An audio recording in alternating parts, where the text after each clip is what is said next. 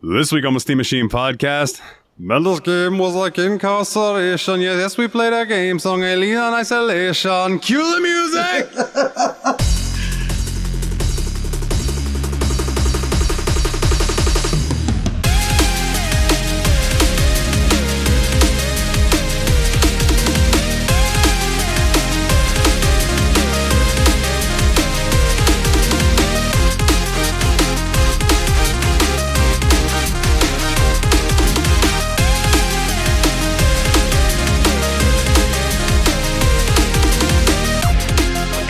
And welcome back to another episode of the Steam Machine podcast.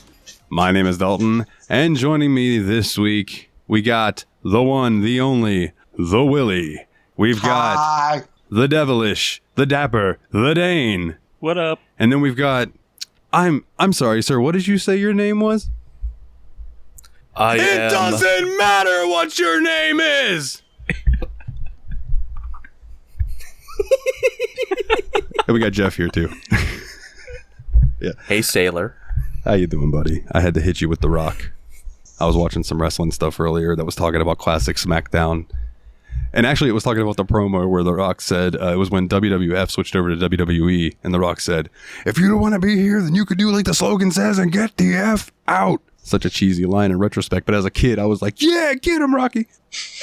I love how you did that to the dude with the most fucking nicknames in the entire group. I also probably spiked the shit out of my mic when I did that, but it'll be okay. It's all names that you gave me. It is, and I would add more if I would remember them. I remember at one point I was old Expendable. Just because I kept I was the first one always getting killed in Phasmophobia. Yeah, it's like, there's a ghost! Charge! Hey guys, I'm dying! Mr. Expendable. It's got an axe! Got an axe. Well, boys, how you doing? Let's go ahead and start with Jeff, since I already yelled at you. How you doing, buddy? Well, I don't know if I want to talk to you anymore. You hurt my feelings. I didn't know you had any feelings. I don't. But, nothing much. Just, been playing... What have I been playing? I've been dabbling back into Skyrim. It's been a few months since I last played it. I'm doing everything in my power not to continue my love for Mass Effect. You should play Andromeda. I don't know if I want to, because it's not good. No. At the very... No. You've only heard it's not good. True. I heard. Actually, what I've heard is it's fine. It's perfectly fine. People were pissed because they wanted more Shepard. You don't get more Shepard. That was the issue with Andromeda, as far as I heard. Well, also performance issues and such. Oh, that's fixed long by now, though. Oh, I know. It has nothing to do... Oh, okay, I'm a little... It's like, yes, this doesn't follow Shepard. But that's just like... I don't know. I heard the game, it kind of is sort of empty. Well, then have you maybe thought about trying something like a Dragon Age Inquisition? One of the newer Dragon Age games? Because it's the same style of game, just fantasy. I know you're not big into fantasy, but you do like Mass Effect a lot, so you might enjoy Dragon Age. How much is it right now on PlayStation? Oh, right. I have no idea. What the fuck? Let me just pull that number out of my butthole real quick, Jeff. God it's damn it. $3 if you go to Mr. Bay. Yeah, if you got it, I can tell you how much it is on Steam. I can look that up real quick, but I don't play things on Steam because that requires me to sit at my computer, and my chair sucks. It's too hot. What's the name of the podcast you're on again, homie? It's called a Meandering Dump, and I'm dumping all over my meandering.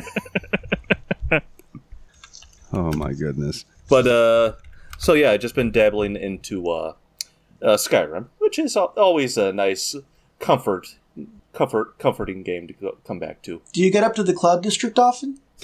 That guy has died long ago. So. I'm sure. There are two people I always kill in Whiterun immediately. One is Nazim, the other one is Heimsker, the guy who's just shouting about Talos. Oh, I like him. He's like just a little crazy street preacher. Man, I know. He won't shut the fuck up. It's like 2 o'clock in the morning and he's out there like, heed my word. Have you come to grasp in the glory of Talos? No, motherfucker. I've studied his principles. I like Mara. I like Kennerith. Talos is not a real god. I'm one of those. Long live the Empire. By the way, you just want to kiss the Aldmari on the lips. If I want the Game of the Year edition for Inquisition, it's $40. Yeah, it's $39.99 right now, but it's not on sale. Catch that on sale for $10, guaranteed. We will see. We will see. Apart from that, just been working, sir. Too much work lately. My bosses right now, they're just constantly just like, we need to ship jobs. We need to satisfy the customer. It's just like, I thought I got out of retail to avoid customers. But it is what it is. It's the part I hate about retail most. Everything's easy except dealing with people. Mm-hmm. And dealing with people is easy for me. It's just draining. Yeah. But, no, apart from that, no, that's about it. Just work and playing Skyrim. Well, Dane, why don't you pour a little sugar on us and let us know what you've been up to? So, me and the wife went and got memberships at the YMCA last week. I hear it's fun to stay there. And I worked out hang out with all the boys. And I actually went and worked out, and I am sore as shit. I love the first time back from not working out in a long time soreness, man. That's a good one. Like, I thought I was good. I'm like, let's put this weight on up here, man. I used to work in steel. We can do this. I start going, and I'm like, I'm good. It's getting heavy. Push through. I kept going. And next day, I got up. Ow! 2 days later, I'm still feeling first day back. Good stuff. As I've gotten older, I much prefer the machines that are like pulley systems as opposed to just like getting up under a fucking weight bar with like, you know, because I used to bench, I'm not bragging, but I used to bench like 275. That's not a ton, but I mean, it's a decent amount of weight. And now I'd probably be like pressed to bench 175. And like, it's just, I just don't do that anymore. All my workouts now, like when I do stuff, I'm like, I like the thing where I sit down and I push it forward and bring it back. To me, that's the same as benching. It's just, I don't have the possibility of dropping that fucker on my neck and killing myself. Yeah, I kept it to the machines because I don't want to be that guy who has to be saved. And exactly. You know, and to make it even worse, the Y that we're going to, like at the time of day that I'm hitting it, it's filled with all of the octogenarians from the town. So to be saved by like 3 old guys who have to come over there and get my pigeon-chested ass out from underneath the dead weights, I'll stick it to the machine. Yeah. I'll never forget my buddy and me. That's a good band name, Stick It to the Machine. That is a good band name. Me and my buddy Jordan used to like go back and forth trying to outlift one another. And I remember loading up 1,000 pounds onto the leg press machine and got up under it and let the thing down and let that thing come all the way down. And I pushed it back up and I dropped it down and I pushed it back up one more time and I put the things back up and got up, and Jordan's like, yeah, I'm good. I'm not going to try that. He did end up doing it like a week later, but I remember being on the phone with my dad being like, man, my legs are sore. He's like, did you work out your legs today? I said, yeah, I put 1,000 pounds on the thing and pressed that twice. And there's silence for like 5 seconds. My dad goes, Dalton, that's half a ton. And I was like, yeah. And he goes, you're going to hurt your fucking back. And look at me now. I have back problems and my back is currently hurt right now. So yeah, he should have listened to him. But no, I had to be cool and lift really heavy back then because I was big strong man. Daddy knows best. Daddy knows best. I need to get my ass back to a gym. I have been. The last time I went, my brother and I think I just exited high school. And we would actually commit, 3 times a week. And we did it for about 3 months straight. And all of a sudden we missed one day. And that's how it started. Now we're both just... I used to play Sunday football. I did it for like 13 years straight until one unfortunate game. So I got tossed and got a severe knee in the back, and I couldn't move for 2 days. Sheesh. And my wife is just like, you will not play football ever again. It's like, all right. And that's been like 4 years.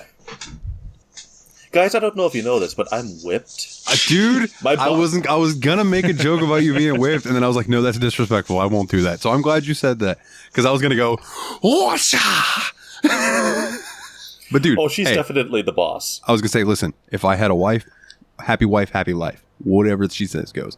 I do not judge you a fucking bit. I learned that early on from my dad. I've never seen my parents argue or fight once in my entire life.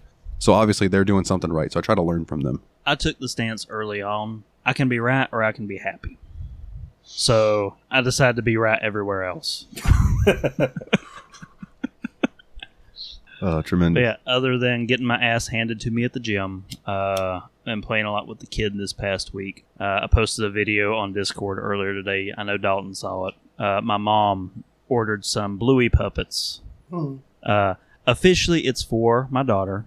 She's 7. But one of them was Unicorse, who I know y'all haven't seen the show, but Adam's going to love this talk right now. Unicorse is a very, very obnoxious puppet that the dad on the show uses to harass the children and his wife. Mm-hmm. Yeah, Brandy's when I used to... And I have been... Oh, yeah. I have been waiting for Unicorse to become an actual toy that you could buy for so long, because as soon as it got here, my daughter's like, yay, Unicorse! And I snatched it out of her hand and I put it on and start aggravating the shit out of everybody with it. I love it. I love it. I used to watch it with Daphne, so it's like I've gotten osmosis like there. Dude, there's a couple episodes of Bluey that I was like, this is fucking heavy for a little kids show. Oh yeah, like the fact that they touch on the fact that the mom's sister, that's the exact episode, can't have kids. That exact episode. That episode made me cry. There's an episode where she's the whole family's drawing. Everyone's like, "Wow, Mom, you draw really good." I'm like, yeah, my mom taught me. And then the story ends up being an allegory about how her mom died when she was young. And they're just hitting you with this heavy stuff. If you read between the lines, you know that the mom had a miscarriage right before Bluey was born. Yeah. And all that shit's in the show. And then you have things with the dad, like the Father's Day special, where the kids interrupt him talking to another dad about how it's just a quick snip snip and then you're fine, talking about getting a vasectomy. Just slid that under the radar. Yeah, it surprised me like how deep some of them would go without like trying to overtly beat the kids in the head with it. It's like it's there for the adults to realize, whereas the kids are just still enjoying just a Bluey episode. Mm-hmm. So yeah, I always find that like when cartoons can do that, I find that really. I think I've told this on the show before, but I will never forget watching Rugrats. That was a thing me and my grandma used to do together. We always watched Rugrats together. And there was this one episode where they were Stu and Angelica's dad. I don't remember his name, but Drew. It was Drew. Stu and so it was Stu and Drew. So Tommy's dad and him. So Stu and Drew were taking the kids to I think it was putt. They were going to do mini golf or something like that. No, they were going to take them to ice cream, and they saw the mini putt place, and they were like, he goes, "Oh man," Drew's like, "We haven't played mini putt in forever. Wouldn't that be fun?" And Stu's driving, and he goes, "Oh, what the heck? Let's go play a game." And I remember just looking at my grandma like, he said heck. He said, what the heck? They can't say that on TV. Like, just mind blown, right? Imagine the first time that I like turned onto a movie channel. No, I'll tell you what, it was a culture shock to me because I was around the same age, staying at my grandparents' house, up later than I should have been, like I do still now, flipping through channels. Stop on the E channel. What's on? Howard Stern. Oh. The TV version. So obviously you didn't see anything, but what's on Howard Stern? 2 completely naked girls with just black bars covering their stuff as they're talking to Howard. I was very interested in this as a young boy. Wasn't sure why I was interested in it because I was like 6 or 7, but I was very interested in it. Oh man. So, Willie. Okay. How are you, my good sir? What you up to? Well, for a little while I was having some pretty low-key days, so for a lot of these last couple of weeks, pretty much all I was doing was playing, like, job games, like, games where you run your own job, so, like, gas station simulator and stuff like that. And I ended up getting back into the truck simulator games, Euro Truck Simulator 2 and American Truck Simulator. And man, that is just really good and relaxing to put that on and put on, like, a podcast or a Let's Play video on the other screen and just drive some stuff around. Like, it's even got to the point where I can kind of back the trailers up without having to go to the above-head camera, depending on the situation. Man, I am still one of those guys that I pull in, and it's like, do you want to do this? You just want to auto do it. I'm like, auto, thank you. You get better at it faster than you'd expect. It just, it takes practice. I haven't played in a while, but I really want to buy a rig. Bro, don't make me cry. Like, when I pulled my rig out to play the one day and noticed that the wire from my pedals to the wheel had been severed by puppy teeth, I was so sad because I discovered it after she had grown out of chewing things. So it was like a remnant of the past. And I was like, God damn it. I still have the wheel. So I can still just use the wheel by itself. But like, where's the fun in that without the pedal? I guess I can soldered. I guess I can order another pedal. Maybe. I'm really bad with soldering. But maybe. Just take it slow. Nice and slow, like butt sex. So yeah, dude, I agree though. Those truck games are tremendous. There's a reason, like, I still, when their DLC go on sale, like, snag them here and there to get new states. Yeah, I'm at the point now where I'm really looking forward to the next sale just so I can pick up some stuff. Like, in Europe, I want to hit the Iberian Peninsula and Scandinavia. And in American, I think I actually really want to get Oregon just because I was really loving the very north part of California. Like, that the Trinity Highway between Eureka and Redding, that is, like, such a fun little bit of road. To make things more interesting for you, too, might I recommend the DLC that adds in hauling really big machinery and equipment and stuff like that? Like the one I told you that I got 1,000 miles left on right now. The thing that I'm hauling, the trailer, has, like, 2 pivot points. Oh, man. It's fucking weird. I hate backing the motherfucker up. But it's interesting to be pulling something that big and having to deal with getting through everyday traffic. Yeah, especially when you pull off the interstate and you don't realize how long 2 truck trailers are behind you until you're like, oh, no, I'm blocking every lane of traffic at this red light. Yep. Also, I'm curious if you'll ever get to the point that some streamers do that I've seen, where they have so much money and they're on such a tight time crunch that they just blow past red lights. Like, they just eat the charges because you still end up making profit in the... Jeff, yeah, there you go. Jeff's like, fuck them charges. I'm going to hit this car. It's in my way. Get it out of the way. Exactly. I got like $6 million in my bank. I have 9 drivers. All of them drive like $800,000 trucks. So yes... Fuck them lights. Fuck them charges. I was playing the other day in the big rig that I'm driving, and a car like pulled out in front of me, but I T-boned it. But I T-boned it at like 70 miles an hour. And you know what happens to a car when a semi hits it at about 70 miles an hour? That thing went flying, hit the ground, bounced, and then did like the weird where like the corners are flipping end over end really quickly, and then just like kept bouncing. And I was like, well, they're dead. The next time you see that car, it'll be an African truck simulator. That's how hard you hit it. Yeah. That motherfucker's still going. Like the it's in Mozambique now, dude. I did want to say gas station simulator. That game can be very stressful. Yeah, and I was actually a bit surprised that it was a little bit more plot heavy than I expected it to be. But I think I've got to the point now where I think I'm almost at post-game type stuff, so I haven't kind of messed with it in a little while. Like, I got to the point where you're getting VIPs and stuff. But no, it's just, eventually it gets to the point, like, you gotta fill up these 2 vehicles. Oh, there's a car in the garage. Oh, there's people at the register. Oh, there's a delivery. Oh, the moment I could start hiring people to handle the stuff on the inside so I could just handle the garage all day, that's basically what I did. I'm garage and car wash now. That's my job. Yeah, basically the same. But it's very fun. I like the car wash because it feels like a shitty version of Power Wash Simulator, and I really enjoyed Power Wash Simulator. In fact, that's also one of the games I've been getting back into, is doing the DLCs on Power Wash Simulator. I did Final Fantasy VII, I did the Christmas house, and I'm in the middle of the SpongeBob one now. I was going to say, I really enjoyed the SpongeBob one. Mm-hmm. SpongeBob was really good. Like, I super enjoyed the invisible boat. Like, that was just a really cool effect. Oh, I haven't made it to that yet. Well, you get to clean the Barnacle Boy and Barnacle Man, and you get to clean the invisible boat. It's great. That's fantastic. Yeah. Mermaid Man and Barnacle Boy. Mermaid Man, that's it. Yeah, Mermaid Man and Barnacle Boy's boat, yeah. Evil! But yeah, I was just... That's what I was trying to remember. So pleasantly surprised when I went up to Patrick's rock house and there's a button that says, like, open, and pulls the whole thing up and you can just, like, clean on the inside. I was like, this is great. It's just great attention to detail. Apparently there was an episode of SpongeBob that I've never seen where all of a sudden Patrick's house just stands up and it's a turtle and he just walks off. Oh man, it's one of the churches from Elden Ring. Dong! Puts on his Pope hat.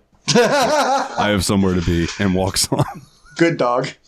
Oh man, so those things I've been doing, a lot of the, that stuff. And then, so...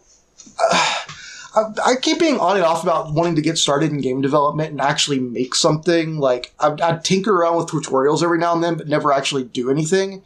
And so Dane, you were been talking about this guy a lot recently too, because he's showed up on everyone's shorts lately as Thor Hall, the guy from Pirate Software. Yeah, I love his shit. Yeah, he says a lot of stuff that's really just inspiring and very common sense. Like, he makes you feel like you can get stuff done, like as long as you're not a dumb shit. And then he has a lot of fun stories about dumb shits as well.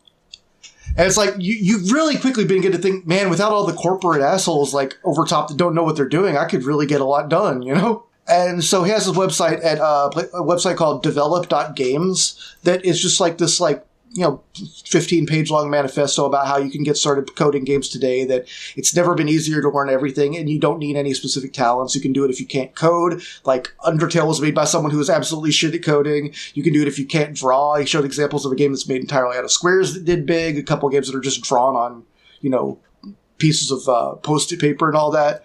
And he talks about game jams, and he's like, the cool thing about game jams is you can get started right away and, have something made over the course of a weekend. And then once you make something, that builds momentum. And so you keep on going and going. My buddy Tom, who does games on those RPG Maker games, yeah. He also Codapil. really enjoys doing jams and stuff like that. He said it really challenges him to do stuff. And yeah, so he recommends doing stuff like that as well. So I had that on my mind, and then I was watching. There's a show I watch a lot. It's an art show called Drawfee, and it's like kind of an improv comedy show where half the episodes are like improv comedy where they like draw stuff while they're like chatting with each other live, and then the other half they do like more serious drawing, so they time lapse it and just talk about the process as they play it back. And they call it a speed draw. But this episode they did recently was called 4 Artists Work in a Medium They've Never Worked in Before. And so one of them did like, wood carving or wood blocks. One of them did sculpting in Blender. One of them did like a wood diorama that like moved like a train moving around a house or something like that. But the one that really interested me was the one guy started off saying, I'm going to do pixel art. And so the thing opens up on Sprite. I'm like, oh, cool, dude. I'd love to see this guy do pixel art. He's going to do art of these original characters that they have on one of their sub shows. And so I'm watching. I'm like, that's pretty cool. And he's like, well, I've done the sprites, but it's not satisfying. This doesn't feel like it's enough for a full episode. So then he starts doing like portraits for the characters, like, how like in RPGs when characters speak, or like adventure games they have like the little portraits, and he's like doing a few little expressions for each of the characters. They're like, you know what? If I'm going to go to all this trouble, I might as well at least just see them in action.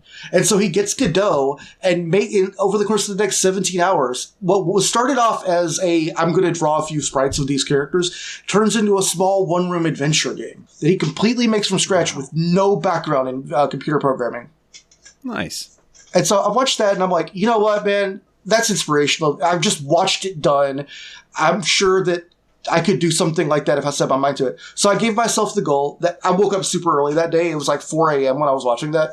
And so I gave myself the goal to give myself a 36-hour game jam for just myself. So the idea was I would do what Thor's website said, make a design document with all the goals of the program and all the steps I need to do to make the game. And then just sit there and spend most of the next 36 hours pounding out a game. So I had to learn stuff in Godot, in the coding, and in the environment.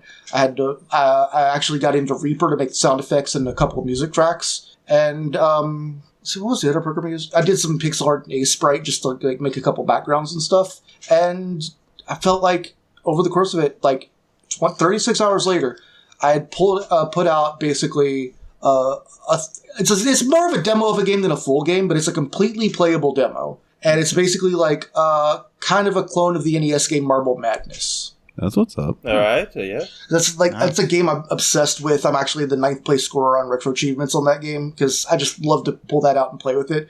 And I am very satisfied with how much my game superficially resembles Marble Madness. Now, it doesn't have all the features, and there's still some moments in the physics where the collision gets wonky on slopes. Like, especially, for some reason, the ball thinks it's falling if it hits a slope a certain way, and it kind of freezes there and kills itself. But like, there's so much stuff that was so fun to implement. You should take your character, your titular ball, and make it slightly ovular, and then call your game Irregular Insanity. Irregular Insanity.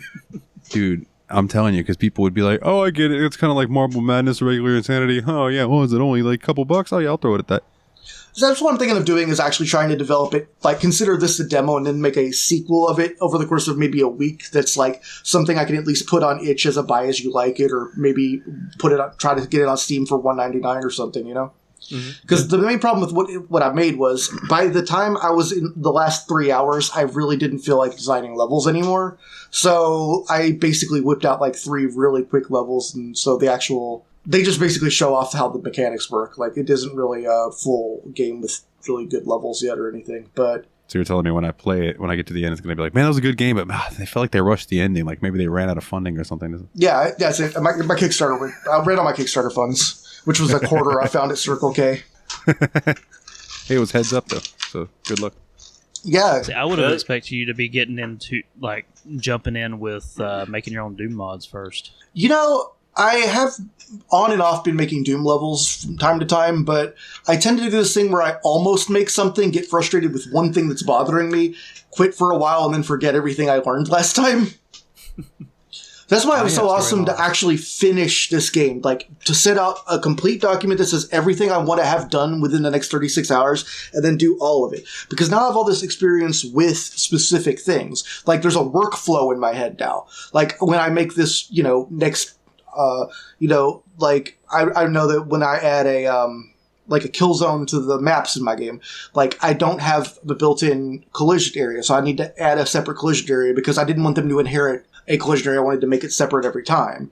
And so there's that. And then, like, there's so many little solutions I had to figure out, too, on the fly. Like, in Marble Madness, when your ball crashes off the stage, it comes back to somewhere near where it was originally.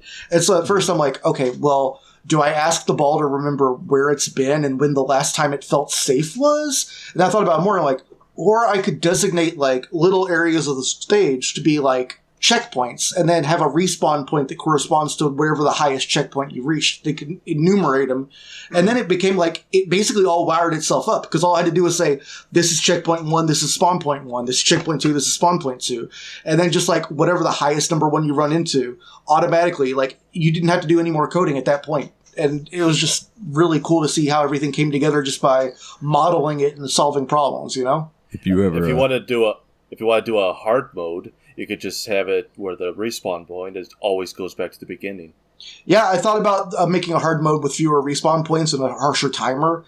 That's definitely one of the features I did want to add, was making extra difficulties, because I wanted to make a beginner mode, too, that had, like, a designated break button, so you could kind of slow the thing down a lot more easily. And if you ever want some, like, little voiceover things like, you are dead, and things like that, like, just let me know. Like, I can do that kind of stuff. Yeah, but I was super pleased that I ended up making everything myself. Like, I even made a bitmap font for everything. Like, it's one of the things I did in Aspire, was make a bitmap font so I could practice building it out into a sprite sheet and then breaking the sprite sheet down in Godot. I also did, like, a cursor that way. Even though most of the program is in 3D, like, it's simple polygons and meshes and stuff. But that part... And the weird thing, too, is I felt like programming in 3D was almost easier than 2D in some ways, because so much of the physics are handled by the physics engine that that it's already abstracted for me, and I don't have to model so much stuff myself, you know? I tell you, I've got a few different programs for, like, making games and stuff, between RPG Maker and then, like, some other ones that you probably, normal people would have never heard of. But one that I have is Visual Novel Maker. And I've been very interested in that because I like writing. So, like, if I could come up with some cool stuff and do it. My problem is Visual Novel Maker actually way more fucking in depth than you would think, because, like, you have to. I have to almost have, like, I need to write out, like, branches if I want to do, like. The hotness in making visual novels these days independently is a program called RenPy, because it uses, like, a... Don't mess with that one. Yeah. That's what Doki Doki Literature Club was made in, and I think Had a Full Boyfriend, too. So it gets results. I was going to say, yeah, those are both hits. So, but yeah, it's just, it seems fun, but also, like, I'm not an animator. So, like, as far as coming up with my own character sprites and stuff, like, I can't do that. Yeah, that's one other thing I'm thinking about doing, too, is collaborating with a couple people I know that are, like, artists or something, so I can do, like, the coding, pixels, and music, and then let someone else handle those things. Or maybe I could tap you for music for a different game at some point. I did do a little music for this game, and I'm pretty happy with how some of it turned out, because, like I said, I said I did everything myself. That's not true. One song in the program uses sample drums that someone else made the samples for. So there's like someone else's snare drum, kick drum, and cymbals on it. Even then, I put in like the reverb and all that, and mastered it myself. So they made the music. It's not like I took the pattern from anyone. It's just a sample of each, and I sequenced it. So like I feel really good about how much just production I got done in 36 hours, and it makes me feel like if I wanted to, I could do more simple things or start trying to set out to make something small but commercial. Mm-hmm. For sure, man. So I'm proud of you, bud. I want to try to put the game somewhere where people can download it. I'm definitely going to at least link you guys, but I have Discord Nitro for a month. Can I just upload the zip file into the Steam Machine's the Discord channels, or that, or you could zip it and upload it to Google Drive, and then set the link to where anybody could view it, and then just post that link and then pin it. That's a good idea too. Yeah. Mm-hmm. That way anybody can just pop on there and download. Straightforward. Yeah, I mean that's already kind of how I do the podcast recording in the first place. So exactly, just like that. But instead of sending it to me, you just send it to the show itself, the Discord. Because if it's over 500 megabytes, it's not. It's only 80. I think it's only 50 zipped actually. 50 zipped. Then I think even then, if you don't have Nitro, it would still be like 25 megabytes at their limit. I don't know. It's some stupid thing that they implemented at some point. It's very small. I temporarily have Nitro, but it's just some monthly giveaway. I will never forget. I recorded myself playing guitar one time to show you and Nate, actually. And it was too big to send, so I signed up for a month of Nitro with money that I didn't really have, and it was still too big to send, and I was fucking furious. That is garbage. Yeah, so if anyone wants to play my game, it's called Rumblin' Rollers, and that's just the working title. I might change the name when I make the full version of it, but it's fun. I like playing with it. I made the last level too hard because I'm mean. It's fine. It's Marble Madness NES hard. Yeah, but the thing is, the Marble Madness levels are a lot longer than what I ended up making too. I don't feel happy with the length of my levels, so when I make the full game, like all the levels are going to need to be at least twice as long. I'm still terrible at that game. I think the most I've ever done was like maybe level 4. That's not bad. It's a pretty tough game. It's one of those ones where it's just like you have to keep practicing, and there's a risk reward to it too, where you want to take chances to keep from running out of time, but that gets you killed too and ends up being worse for your time. There's a game in my Steam library that I bet you would really fucking like, Willie, and I cannot remember the name of it right now, but it's you play like a rolling boulder going through levels. Oh, yeah, this is one of the ones we were looking into doing before we ended up settling on Paganitsu for that week that Nathan was on the show. Yeah. I remember Rolling that. Sun, maybe, is what it's called. That sounds right, yeah. That sounds right. Something like that, yeah. Might be one that'd be interesting to check out for the show. Also, damn, how about my memory on that one, huh? Like, literally remember you sent it to me when we did Paganitsu. Yeah, man, fucking Paganitsu was such a weird game. Yeah, it was really of its time. I mean, it couldn't really decide whether it wanted to be a straight-up Sokoban game or if it wanted to be kind of like a action puzzler, and I think it kind of did the worst of both worlds, but it was still charming. Yeah, it was interesting for sure. So, anything else you've been up to, brother? Oh, man. I think that was the main thing. So yeah, on the truck simulator games, I still haven't even finished going all the way east in Europe yet. Like, I've been to 8 of the 12 countries, but I haven't been to, like, the far east ones of the default countries. So, like, also, the moment I went into Austria, the very moment I went into Austria, I got an unauthorized border crossing because I took a weird detour by accident. I think I went down the car lane instead of the truck lane. And then immediately afterwards, the same day, it was noon, and I got like fined for not using my headlights because it was slightly cloudy. So anyway, Austria, you got some answering to do to me, man. I thought about you. I was playing American Truck Simulator, and I was driving through somewhere, and it was like 2 p.m., and I got flagged for not using my headlights. Yeah, because I bitched about that when it happened, because I said some choice things about Austria that I didn't really mean. Yeah, and I had to quickly correct you and say, like, Gunther, powerbomb, and you were like, oh, you know what, you're right. Yeah. No, Gunther can keep me in line. I am not challenging that. Der Ringgeneral. Yeah, man. I've been dabbling in those games, too, somewhat recently. They're fun. They're really just relaxing. Yeah, it's weird that I find it relaxing, too, because the first couple of times I wrote it, I found it really stressful, in part because I started in Scotland, and I'm not used to driving on the left side of the road, and I thought it would be really simple, but my brain did not map right turn equals the hard one. And so, like, it really messed with me for a while. But now I'm just hanging out in continental Europe doing deliveries, just continuously going from place to place. And even then, though, I felt like once I switched back from Euro to American also, because I had a trip in Nevada, and so I went from 80 kilometers an hour maximum speed in most of Europe to 80 miles per hour in Nevada, just screaming across the desert, and it was a real different feeling. Oh man, it's a shitty feeling when you're like going just slightly over where you're safe to cruise control at. So I usually cruise control. Yeah, I've been cruise controlling lately too. So it's like I do that, and then all of a sudden you're coming up, you're in 2-lane traffic, and there are cars in both lanes, and they're spaced just enough that you cannot go around either of them. And it's like, I don't have time to slow down before I'm about to hit one of these fuckers. Unfortunately, choo-choo. Yeah. All aboard, ba-boom. Yeah, great fucking games, man. Wait till you pick a delivery that takes you back into England. Like I've been that avoiding transition. it now, but Like, it's just weird going from like the spot where like you're driving on the left to all of a sudden you just like make this transition. Suddenly you're just driving on the right side of the road. see, the only way I've gotten to and from the UK was the port in Rotterdam, Netherlands. So I'm used to just taking the ferry across, and so I have a little time to adjust. That's fair. Well, I have been dabbling in a little truck simulator, as I've been talking about. I don't need to to talk about that because we've been talking about it. I have also like sank my teeth back into 2 games in particular. One being Final Fantasy 11. Yeah, I've been really interested in seeing this because that's the older MMO. That's like not the current one that's all the buzz. So what brought you back into 11? I just started thinking about it. I was looking for an MMO to play, but not 14, because it's just something about 14. Last time I paid for a month of it, it just didn't do anything for me. You know what I mean? So I was playing some Guild Wars. I played some Black Desert. I installed a few different games, and I'm like, none of these are really hitting. Let me go back to. I was almost gonna try World of Warcraft, and I was like, yeah, let me give Final Fantasy 11 a try again.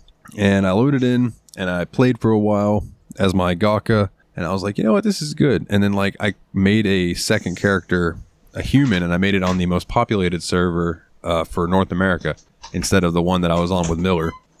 And I've been leveling that character as he's a human, and it's interesting going through all of the stuff again because it's like, damn, I forgot how much I had already done on my Gaka. Jesus, there's so much to do. But I've been really enjoying it. I've been thinking about streaming it at least into the Discord, and you guys can see how archaic but charming it is. It plays a lot like Final Fantasy 12. Like Final Fantasy 12 was basically their offline MMO as far as the fighting goes back then.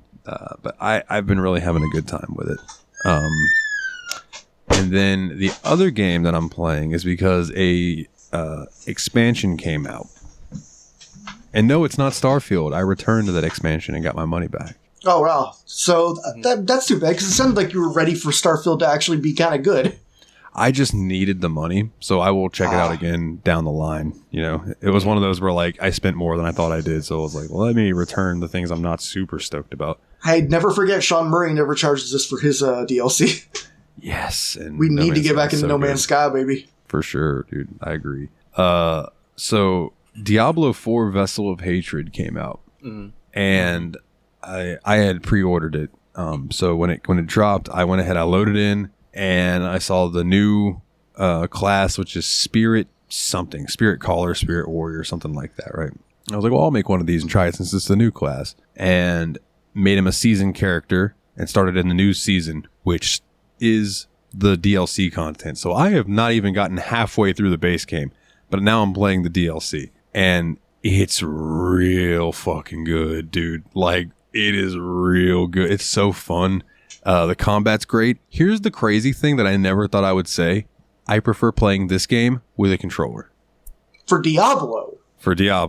That's really wild when you think about like the PS1 version and all that being like, the whole time you're playing that, you're like, I just wish this was a mouse and keyboard. Yeah, and don't get me wrong, mouse and keyboard is probably still the better way to play, but I've just found like they have figured out a way to make the controls comfortable on a controller. And that's got to be because this game's out on Xbox and stuff now too. Like, so they had to make it work right. Because PlayStation back then, that was the first foray. Like, they give them a little leeway, but not a ton. Because it's like, You could have anyway, it doesn't matter, but like I'm really enjoying it. The Diablo does gothic horror aesthetic like almost second to none to anybody. Like they are just so good at what they do.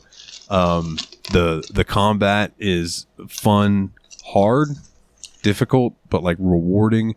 The gore and stuff, visceral. There's a lot of evil going on, of course, because it's a Diablo game. Really, really making me want to possibly play one of the older ones for the show. Okay. Like, I'm kind of surprised we never circled back around to like V Rising. Yeah, that was another one that's like a Diablo style, but almost like different because it's almost like Diablo meets Valheim. Yeah, because there's that building element to it. Yeah. It did seem neat though. Like I did get a real feeling of that game that like I knew what I was building to do next, which I sometimes don't have in clicky ARPGs. Yeah, but like that Torchlight was another one that looked like it was a lot of fun. I think that would be good to do for the show. And then you go like even on my GOG, like I got Sacred 1 and 2, Nox, which the story for Nox is interesting. It's just like you're just a regular kid that gets sucked into his TV. And then boom, you're in the game. And then there's also like Silver. Like there's all kinds of Diablo clones out there that I have on GOG that would be fun. But we'll get to those one day. One day. And what else? I listened to the Red Shirt Cinema Club episode on Alien. They all quite enjoyed it. I would say that they all, much like you three, enjoyed it much more than I did. But that's okay. But it was an entertaining episode. I felt like it was a good companion piece to the Dane and Jeff's Media Dump episode on Alien. I mean, I feel like I've still got that episode queued up to check out at some point. Ultimately, I just feel like you didn't get quite what you expected out of Alien, because I think you wanted it to either be more action or more straight horror, and you got kind of a thriller or something, you know? Yeah, I wanted more horror. Like I didn't want. So again, I want to say this for this show. I wanted the ending of Alien to be. Okay, she gets all sexy in her underwear or whatever. She's in that. She's vulnerable. All of a sudden, the alien is in that fucking final ship with her, right? The alien is supposed to be the perfect creature, the perfect hunter, and all of that. And you're going to tell me that, like, some person just outsmarts it and boosts it out the fucking ship? No, that thing would have slaughtered her. And the thing is, though, if you think you're the perfect hunter, right, that's when hubris kicks in. That's what got the Predator, too, man. Yeah, but like I don't think that the alien thinks it's the perfect hunter. It just is. You know? I don't really know what the aliens think. To be honest, I've only seen Alien 1, and that movie does nothing to tell you anything except for their life cycle is freaky. But like I just feel like that it should have been like her going to lay down, and as she's doing it, all of a sudden it's just like some dribble drops on her, and she looks up and there's the alien, and then it cuts back to her, Sigourney Weaver. Sigourney Weaver. Well, there's a drag name for y'all. Sigourney Weaver just screams. How do you Sigourney O'Wiener? And just covers her face. Screen cuts to black. It's just insinuated she dies, like Tony Soprano. I don't know, man. I feel like half of the slasher movies going on did that thing where it's like, there's the last girl, she's safe at home. Just kidding, the end. And it works because all those movies are classics. So is Alien. Yeah. Suck it. I mean, yeah. Most iconic movie monster of the U.S. That's an interesting question. I wonder if I have any debate. I mean, because a lot of the figures that you think of when you think of the early ones are based on literature, and not all of those. Most of those weren't American characters, so we can't take credit for like Frankenstein, for instance. I would argue that when you come to like modern era, and I'll say loosely modern era, like the last 100 years as far as cinema goes, the most iconic movie monster is going to be... Wait, last 100 years? Like, you're saying everything after like La Voyage de la Lune? So anything that's, Citizen Kane and unique onward? to cinema. Okay. Something that's unique to cinema. But you were saying Godzilla is the most... monster is going to be Godzilla. I think that's correct. But I would say the Xenomorph is probably second. And you would... Very close second. The temptation, too, there is to argue King Kong against Godzilla, and that's when you just completely lose the track, because Godzilla is a different kind of thing, you know? Godzilla is the spearhead of an entire genre, whereas King Kong is the best of a different but related genre. King Kong is in the realm of, hey, let's take an animal and make it enormous. Yeah, but it's King Kong. He's a giant monkey. Yeah, that's what I'm saying. It's like them. It's basically the perfect version of something like them. Mm. Whereas Godzilla, but when you're looking at something that's made, something that does not exist, I would say Godzilla is probably the most iconic modern monster. Xenomorph, close second, and then you can kind of make arguments for past that. Why are you doing this, you eight-legged freaks? I think Jaws should probably be on there somewhere. But again, that's just take creature, make big. Jaws is definitely one of those ones where it's a movie that changed things because people weren't really afraid of sharks going into that, which I think is very interesting. Because that is like a huge phobia these days. But at the time, people were just like, oh, it's a fish, whatever, who gives a shit? I read a book when I was a kid that was about a beachside resort that had saltwater pools that would get their water flow in from the ocean and then somehow cycled. I don't remember what book this was, but ended up that sharks like got into the pools and like were attacking people. And I had a pool in my backyard, nowhere near salt water, just some chlorine ass water. You can see through it. Used to get petrified that if I was underwater with my eyes closed, that a shark was somehow swimming to get me. Dude, that was just the stupidest thing. But I used to get some serious anxiety about it. One of the best... You're in more danger of a gator. One of the best... I was going to say, you get something much worse. Yeah. One of the best running jokes, or one of the best jokes in one of the early My Brother and Me episodes was Justin McElroy talking about his fear of sharks even when he was in swimming pools. And they were like, you know that the pool's completely clear. He's a glass shark. Yeah, man. Glass shark, love the fat kid. Might be invisible. Yeah, exactly. Looking at it, maybe it's a weeping angel shark. Yeah, that's basically what he was saying. He was a kid. He was scared for no reason. It's like kid fears do not care about logic. Yeah, for like real. You go back and watch the episodes of Are You Afraid of the Dark that made you scared to go into the basement, because there were a couple of them for me, and it's like none of it even made any sense. We didn't have like an evil clown tombstone in the garage or whatever. Yeah, I would like to go back and watch the episode of Are You Afraid of the Dark that made me scared so bad I cried when I was a kid. That was the vampire one that came out of the screen in the theater and went around killing everybody. I feel like we've had this discussion a few times, because every time you say that one episode of Are You Afraid of the Dark, I'm like, yeah, the one with the swimming pool with the red monster, and you're like, no, that what? Every time we always miss like that. No, the vampire Nosferatu one. Oh man, have you seen the episode of what's her name, Pushing Roses? I think, where she talks about the one about the plant guy. Like that one was really good. No, I do know that Papa Meat has a few videos covering different Goosebumps stuff that I watched. I definitely need to check that. Yeah, like Goosebumps sounds some fucked up shit too. I haven't actually finished watching or even started watching the Wendy's one you sent me, because I couldn't figure out how much attention I need to pay for it, so I didn't know if I would want to put that on while truck driving or something. Oh no, you can listen to that one. It's just ridiculousness. It's all about the Wendy's training videos where like they would do all they made them all songs. Mm-hmm. Oh, like hot drinks and cool drinks, yeah. Yes, exactly. So it's all that kind of shit and just him making fun of it for 30 minutes. One time I had a dream that I found a VHS tape of something like that, but it was for pick-pack employees. And so that all the pick-pack departments were just like rapping about like how good the potatoes at the deli were. Tremendous. Well, boys, an hour into the episode, would you guys like to maybe talk about some thing we're here to talk about? So we got some O-dubs. No. Now it's time for some house cleaning. We can skip this. It was a good episode. Thanks. You can find us obligatory. So, Dane, you have a quiz. The obligatory Wikipedia bullshit. You all shut your dirty whore mouths. Alien Isolation. We're rebelling. Is a 2014 survival horror game developed by Creative Assembly and published by Sega for the PlayStation 3, PlayStation 4, Windows 360, Sega, and the Xbox One. Based on the Alien film series, loosely. Oh! The game is set 15 years after the original 1979 film and follows the engineer Amanda Ripley, voiced by Andrea Deck. Amanda investigates the disappearance of her mother, Ellen Ripley, aboard the space station Sevastopol. I think I said that right. Sevastopol? Sevastopol.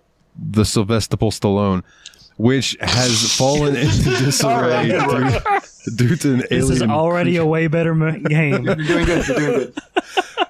Has fallen into disarray. Rocky versus Alien. Let's go. On the loose. That would have been a very different Expendables movie. The game emphasizes stealth and survival horror gameplay. Okay, hold on. Fuck this for a second. The Expendables versus Alien versus Predator would have been great. Or it's just Alien versus Predator versus all of the old action guys. Like watching Arnold Schwarzenegger just meet up with a Predator again. At the end, all of a sudden, Jason and Freddy walk by still fighting. Yeah, like the chicken and the Peter from Family Guy. Exactly. Go fighting by in the back. I'm still mad they never made Freddy versus Jason versus Ash. They at least got a comic book series out of it, apparently. So that's, I guess, worth checking out if you want to see how it would have turned out. I mean, Bruce Campbell always wins. I need to watch the newer Bruce Campbell stuff, like Ash vs. the Evil Dead and all that. I've heard nothing but good things. It's fucking great. Yeah, Ash vs. the Evil Dead is awesome. It's fucking great. You know what movie I want to see that I think was either him or Sam Raimi? It was one of the two. But I've never watched it. But I remember commercials. I remember the cover for it in movie gallery. It was fucking Bubba Hotep. I actually did rent Bubba Hotep. That was a Bruce Campbell joint. And it had a pretty good amount of heart to it. We rented it as a whim because we thought it sounded kind of silly. And we watched it, me and one of my friends. And, one of my friends who was a big Evil Dead fan, we enjoyed it. It was better than you would expect. It sounds stupider than it is. It is a very dumb concept, but I fucking love that movie. Yeah. Like I said, it had heart to it. It actually seemed like they weren't just taking it as a joke. They were having fun with it, but they definitely cared about that movie. Word. All right, well, let me finish up this ODubs real quick. So the game emphasizes stealth and survival horror gameplay, I'm starting to think I don't like survival horror. Requiring the player to avoid, outsmart, and fight enemies with tools such as a motion tracker and flamethrower. So here's the thing. Resident Evil and stuff is also considered survival horror. Mm-hmm. I can't talk. All right. I really enjoy Resident Evil. I do not enjoy hide and seek horror. Yeah. We did Which is funny. Amnesia, and that's Amnesia, supposed to be the best of that genre, and I didn't really enjoy it that much. I enjoyed the first Outlast when I was playing it with friends, because the first Outlast is genuinely scary, but you can't defend yourself. So it's another one of those games where it's like you just have to run, hide, or die. I really do think at some point when we do a horror game, what we really ought to do is have one of us Twitch stream it and the other two call in and do like a side stream, and then just have like a live Steam Machine episode in Twitch. Yeah, I mean, it wouldn't be a bad idea because it's just, I don't know. So first thoughts. Let's go. Jeff, you played this on PlayStation. You can go first. What were your first thoughts on this? I have none. Continue. All right. I have no thoughts, and I must think. No, so when I first heard about this game, everyone was just like, "Oh, it's a very scary game," yada yada yada. So I was like, "All right, fine." The only reason I got this game because it was one of those free games on the PlayStation Network. Let's give it a chance. All right. Man. First thought. I can't tell you how much I envied the PS Plus free games back in the day. You guys got Rocket League for free like 5 years before everyone else did. That's why I still that's the only thing I play. I haven't really touched my PC in a long time, except to record. But, so yeah, playing this game, I immediately started thinking, holy crap, okay. Well, first thing I noticed is it brings you back to that 70s aesthetic that we were talking about in Media Dump, where it's just like everything is supposed to be futuristic, but everything is analog, buttons. Yeah. Everything's all clicky-clacky. It's all that kind of stuff. Like, okay, I enjoyed this. Even the visuals has that that graininess to it. And so, okay, we're off to a good start with visuals. And then you get to Sevastopol. Oh, a sound design is creepy as hell. And it's only been like 5 minutes. Where's the alien? Luckily, you don't come across it until later on, but still it's one of those things that like, oh, Jesus Christ, I'm going to die in the first 5 minutes of this game. Shadows. I'm going to say right away, I completely disagree with that. I knew I wasn't going to see an alien until a certain thing happened. And once that thing happened, I'm like, okay, now the alien is coming in the next 2 minutes. And it did. The game was practically telling you, you're going through an abandoned area, you're not going to see anything until you see another human at least. Well, I'm thinking if it's not the alien, something is going to kill me. I mean, I don't know. But the point is, it started increasing the tension almost immediately, based on visuals, based on sound design. So, at the very beginning, my first impression, okay, it's going to be a rough game for me, but I might enjoy this. For any of you who are into like liminal spaces, like places that are abandoned especially, the beginning of the game is basically just exploring an abandoned, basically airport, a spacey airport.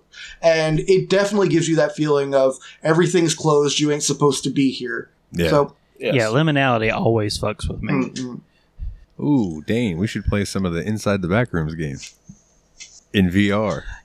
They have VR. Quick side note, I actually watched a video where a dude in VR spent 24 hours in the back rooms. Like, he even slept with the headset on, so he woke up still in the fucking back rooms and talked about just how disorienting the shit became for him.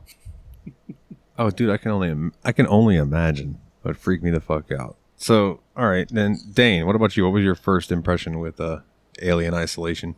So I do want to qualify my first impression just a little bit. I'm an old survival horror salt. You know, the old Resident Evils, Silent Hills. I got a little bit into like the old, the early Amnesia games.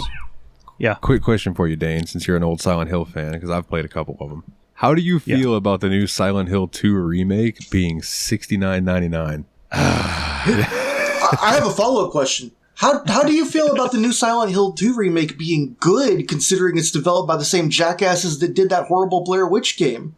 I've heard mixed things on the Silent Hill 2 remake. I haven't actually messed with it myself. I've heard people say it's either better than they expected or outright good, which is just shocking to me because I was prepared to just leave it for dead and piss on it. I'm trying to go into it blind whenever I finally get a hold of a copy, because Silent Hill 2 is hands down in my top 5 games of all time. Well, for what it's worth, people have complained about some things stories that have been changed, so you at least have that to look forward to. I'm not trying to get your hopes up too high. I'm trying to bring you back down. But, you know, as far as horror stories go with Silent Hill 2, I really feel like it is one of, if not the best horror story that I've ever encountered.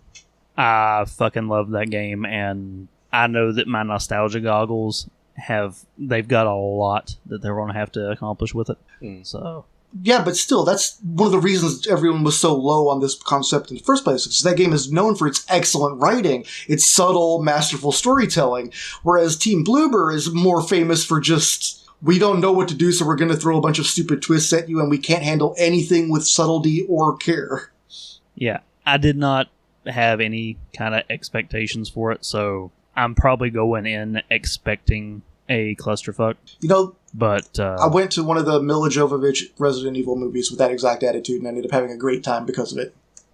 But, you know, like compared to, say, the Silent Hill movies, I actually watched the first one in theaters, and wasn't a whole lot of people in the movie, and there's a particular scene at the end of it involving razor wire and Dahlia. I literally jumped up in the middle of the theater and screamed, "Yes!" whenever that particular scene happened.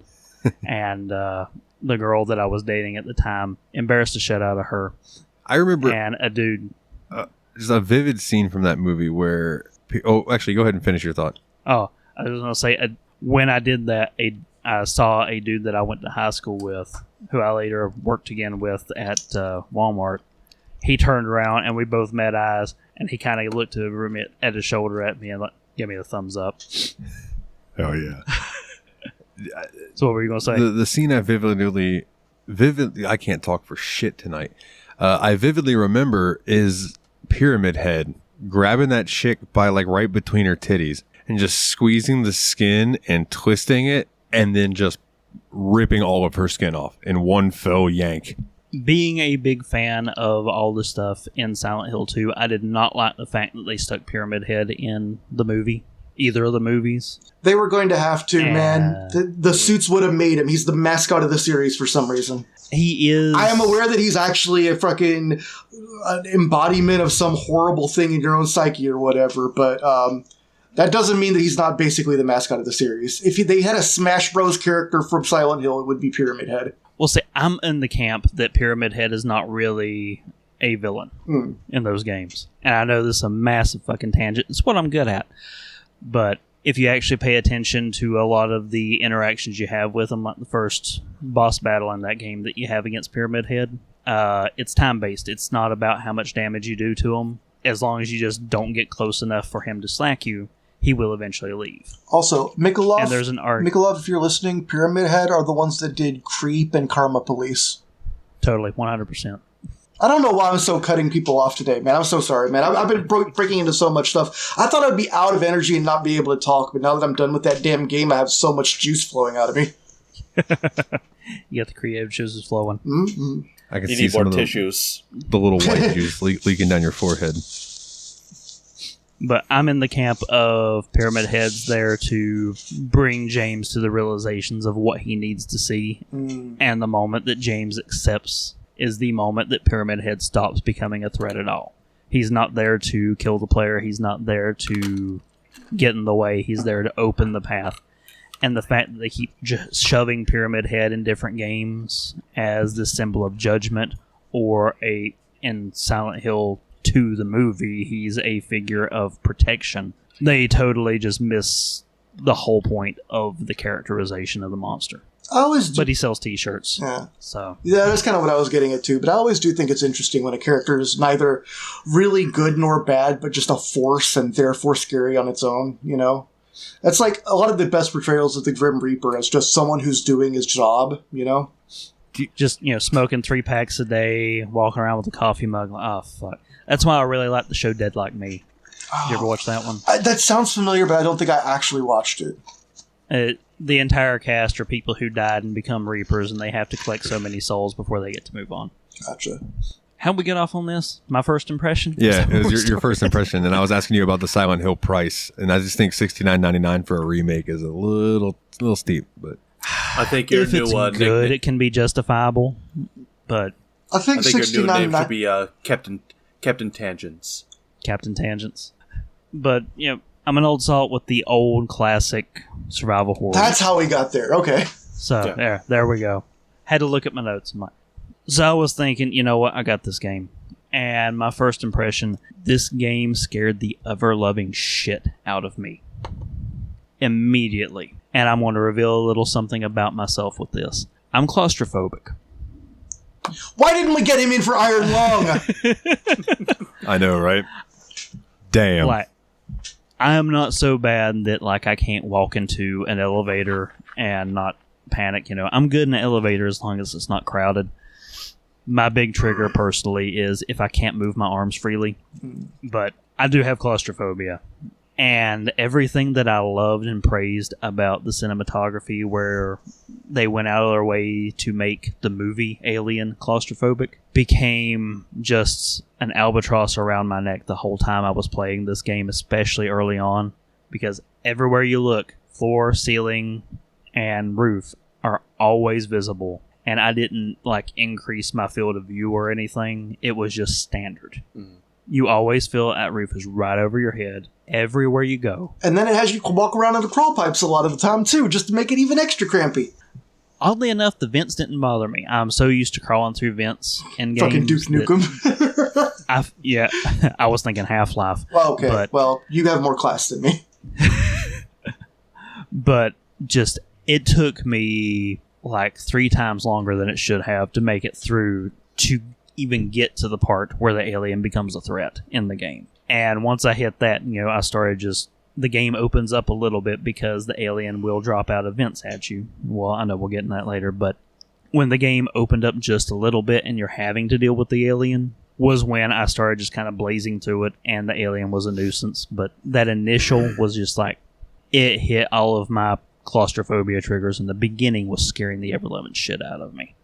I also love, too, that not only is it claustrophobic in the sense of the decor, but also the fact that there's so much damage that most areas have only one way in and out in the beginning, in the introduction. So, not only is it claustrophobic feeling in the sense that you can't physically get out, even if you had, your full motions and stuff, but, you got the whole, waist-high thing that you can't climb over or whatever, and so you know that if there were something to happen, you'd be fucked for video game reasons and logistical reasons. Yeah. So what about you, Will? The weird thing is, when I had that exact same feeling in Outlast 2, I hated it, whereas in this game, I was like, okay, this is actually building some good tension. My first impression was the only Alien thing I've seen now is Alien 1, which we watched for the media dump. So, I don't have a huge amount of experience with the series other than its cultural phenomenon. So the movie takes place entirely on one wrecked freighter. Well, almost entirely. There's a couple scenes on the planet too. Whatever, don't at me. But this, on the other hand, starts you off on this big spaceport, and I thought it was just interesting seeing something in the Alien universe where you could walk around and stuff. I liked that one of the people that was with you was not a soldier or, a freight worker or anything, but just a legal professional for Weyland-Yutani trying to get out there and make her big break or whatever. And, like, she's all space sick and hates it. You gotta have a character that's just having a bad time, It's important. And she has a very bad time through that game. I hope she comes back, because the very first thing that happens the moment she leaves the Torrens is she gets exploded. There's a huge explosion on the Sevastopol, and it immediately separates you from the two other people you were boarding with. Mm. Yeah, spoilers, they survived that. I didn't even think there was a chance they survived that until she said to Axel that she got separated. Because I thought the take of it was supposed to be that they got completely incinerated. Also, now, did you pin Samuel as a cyborg, or not a cyborg, but a synth, out of curiosity? I didn't get as far as whatever you're talking about. The dude that came in and actually starts the entire plot. The character's name is Samuel. Okay. The one who comes and says, "Hey, we can get closure for you with your mom." I didn't I didn't pick that up, but I'm not super surprised. I pinned him instantly. I'm not super surprised just because they already got me with the robot trick in the first Alien movie. So, but I was surprised by this. I went into this not knowing anything about the plot either, and the fact that it's a direct sequel to the first Alien movie, that no one has any idea about xenomorphs or anything like that, and you're playing as the daughter of Ellen Ripley, I thought was really interesting. That's a cool idea. Like, it made me feel like they had given the people that made this game pretty open reign. Like, they trusted them to make a game with a pretty important character, theoretically. And my understanding with it, as far as I know, the game was intended to be canon to the series. I don't know how that jihaws with some of the stuff that happens in Romulus, but... Unfortunately, you're going to have to be our canon guy on this one because, yeah. Come to think of it, you're probably just going to have to be the alien guy for this one because... fellas, I don't know if I want to bring this up this early on in the episode, but let's all just go ahead and admit it. We had a pretty rough start of it and mostly bounced off of it. Well, that brings me to my first thoughts. And enlighten us. I really was enjoying things at first. I thought that the atmosphere was great. It really spooked the shit out of me in the beginning hours. One thing that bothered me is it didn't let me turn off head bob. So, like, head bobbing is a hit and miss thing with me. Sometimes it bothers me, sometimes it doesn't, right? This game in particular, it didn't particularly sit well with me, but I played Dutch. The game defaults to a low FOV too, which makes that kind of head bobbing a lot worse to me. So, the first issue I ran into with this game is my computer is too good to run it. Ooh. So, things would happen faster than they were supposed to and, like, would glitch out. And it was causing me to crash every time I was trying to get onto a ladder. Oh. So I ended up looking into a fix. I ended up having to just, like, go into the NVIDIA control panel and change a few things around. Pain in the dick, but got it to work. And then played through it a little bit more. Now, I'm going to go ahead and just lay it all out on the line for you guys. All right, we're moving past first thoughts. I'm going to go ahead and give you my full, I'm just going to unload, and then I'm going to let you guys talk about whatever you want to talk about, right? Because I just got to get this out. This game can suck my entire fucking dick and balls. So it starts off so fucking promising, right? Mm-hmm. And I'm like, okay, so here's my thing. I think, in retrospect, we should have played the Alien movie DLC because this game puts you in this big-ass ship. That's cool. That's fine. I like having the area to move around because you're going to have to run from the alien. And when the alien was introduced, that's cool. My issue is with they felt the need that they had to put in other enemies. Like, you were dealing with a fucking xenomorph. Why do you need these little Happy Joe Farmer Fred fucking things walking around like, I can't do that, John? Like, you fucking... and the other androids? Whatever the fuck those androids... I think it's the Working Joes is what they call it. Yeah, Working Joes, like Farmer Dick, whatever his name was. Like, they were just like, they were all walking around. They all turn fucking evil. They're killing people. They take 15 fucking shots to kill. And if you're shooting at them, more are going to come because they hear the gunshots. The alien's going to come and kill you. They take 15 million whacks with a wrench. Like, they are just fucking damage sponges, and they are there for no reason. They add nothing to the game, in my opinion. Like, the terror of the game to me is sneaking around trying to avoid the alien, because the alien is smart. If you're playing with your mic on, the alien can hear you All of that is super cool in theory. But when you're having to deal with all of this other shit on top of the alien, it's like trying to take 10 pounds of shit and stuff it into a 5-pound bag, when really you just needed that really good 5 pounds of manure to grow what you needed to grow. That was a really interesting metaphor, my guy. I just had to ponder that. I agree with you. There was one moment I was dealing with the alien. This is right before you're supposed to go to like the medical wing. Right before you find what are the two people's names? Samuel and Taylor. Samuel and Taylor. So you're about to enter a tram, and you're supposed to go to the medical wing to, I guess, to help Taylor. So the alien is hunting. I am standing behind a bench. There are two people that are trying to hunt me. You know, they have guns and everything. I'm just like, Jesus Christ, I'm gonna fucking die. I'm gonna have to respawn again. Or the alien walks right past me, even though I was the closer target. It walked right past me and attacked the two people, and I was shaking in terror just because I'm like, oh Jesus Christ, I'm gonna fucking die again. It's just like, oh my god. So they're attacking the guys. I immediately ran into the tram, and I just like, okay, give me 10 fucking seconds to calm down and relax. A good horror movie moment. It was, but since we're getting into thoughts, this game basically pissed me off, just because of the fact that even on I believe I played this on easy mode, or one of the easier settings. Same. The game is beyond challenging. I don't know how the vision of the alien works. I just always assumed it's blind. It just has like maybe an extra higher sense of hearing and smell. Maybe that's how it hunts. But here I am. I'm hiding under desks. The alien is in a corridor 100 feet away, and I'm playing on PlayStation. On the controller are lights. When they're blue, everything's calm. No one is hunting you.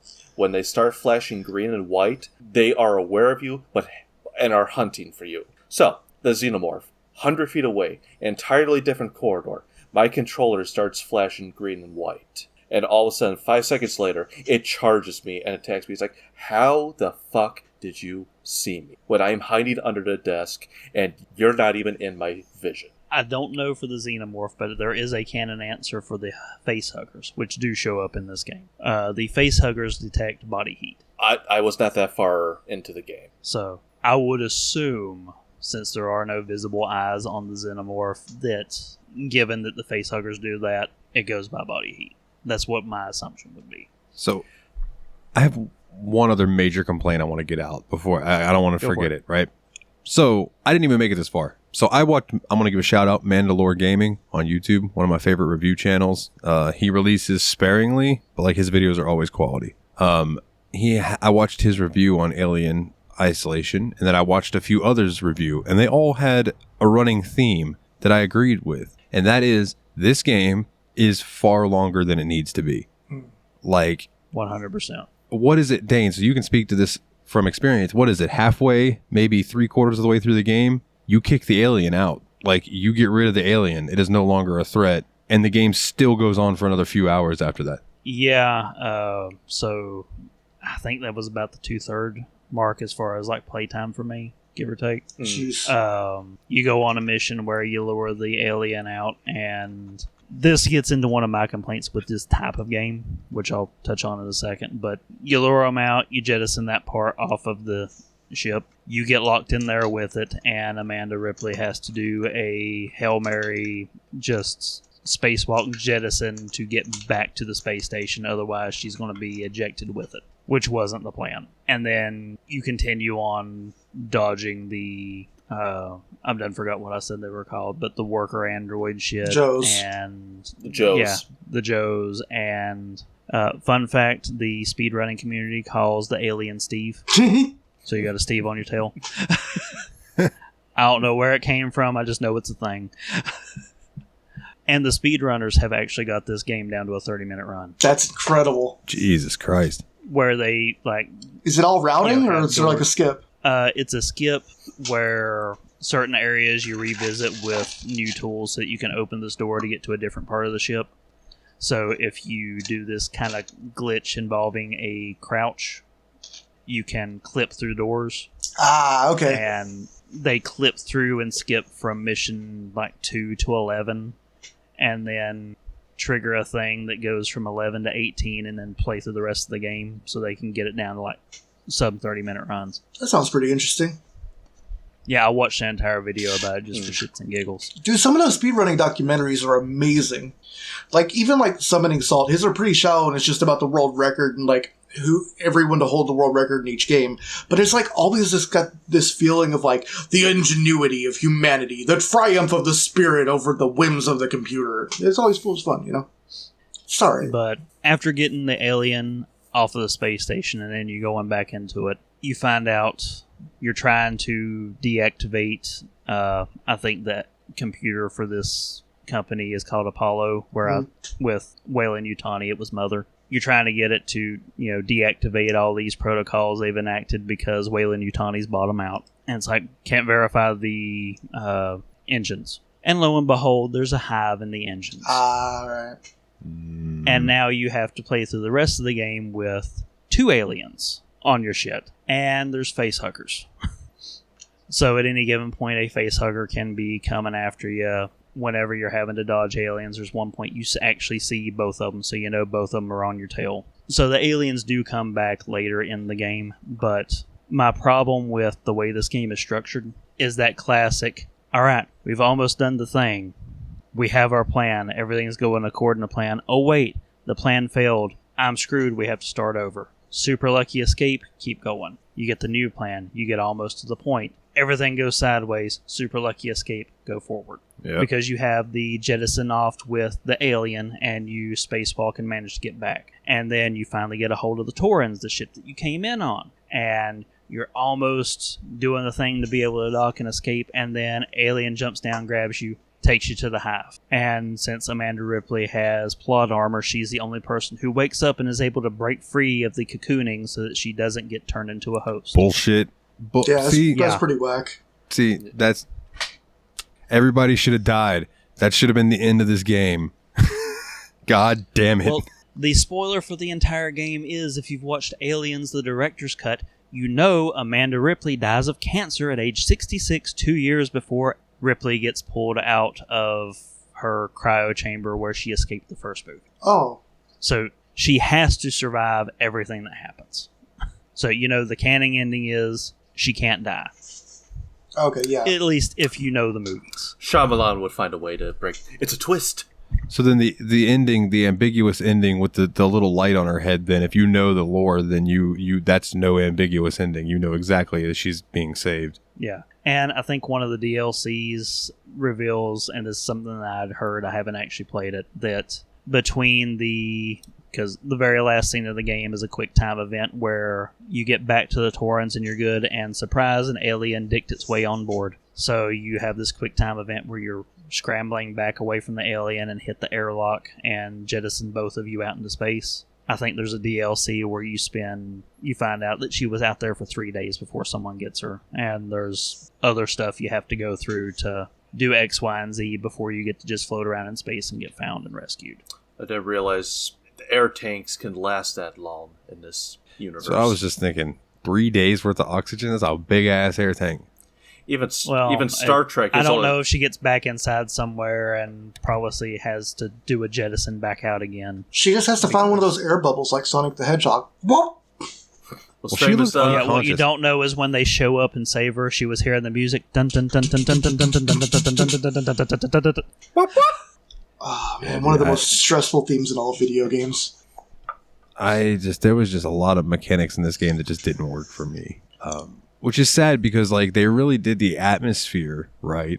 Oh yeah, they nailed the level design by the fact that it fucked with me so hard. They nailed the level design.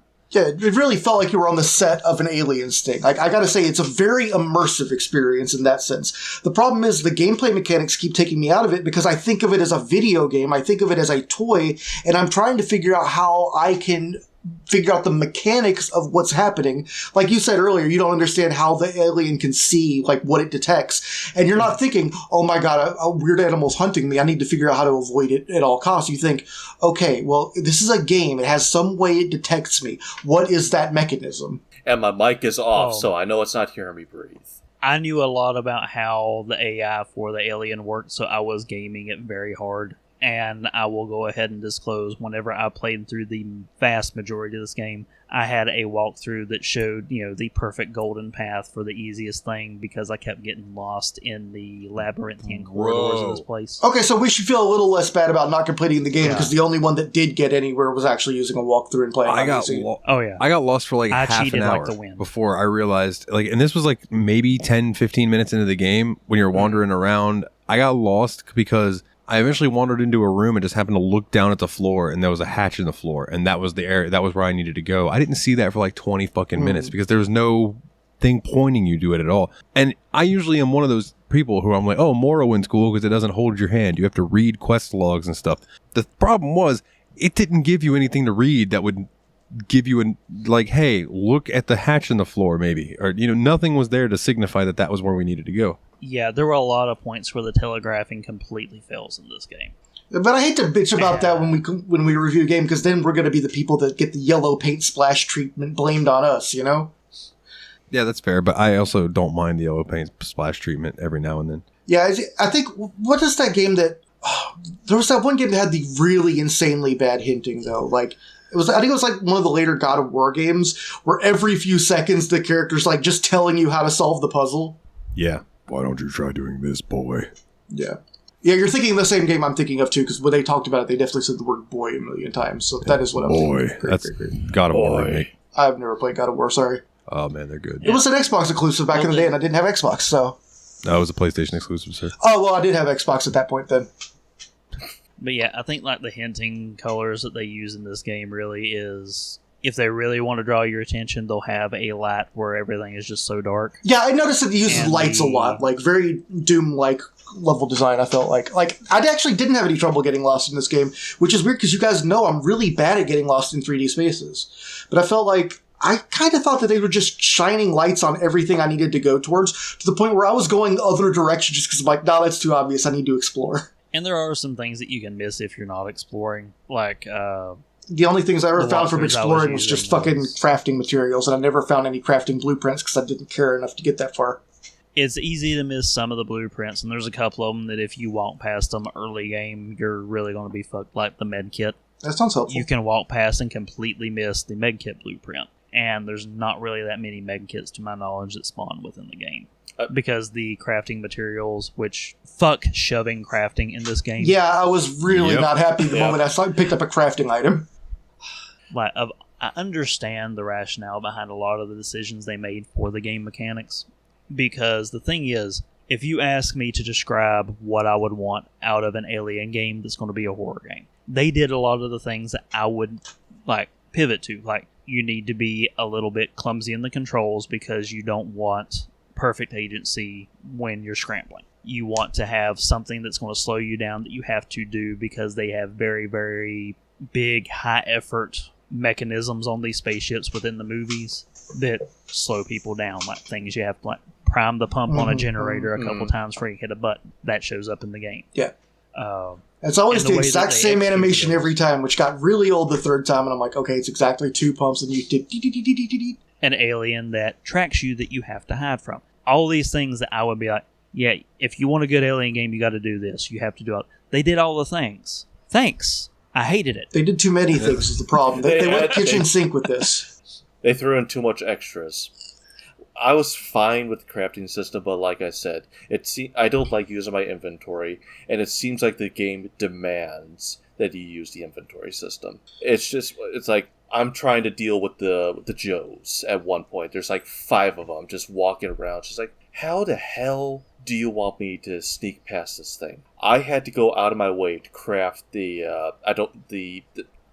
sound bomb. I don't know what it is. What it's called, the interference bomb. Just so it can create a distraction. And it's okay, good.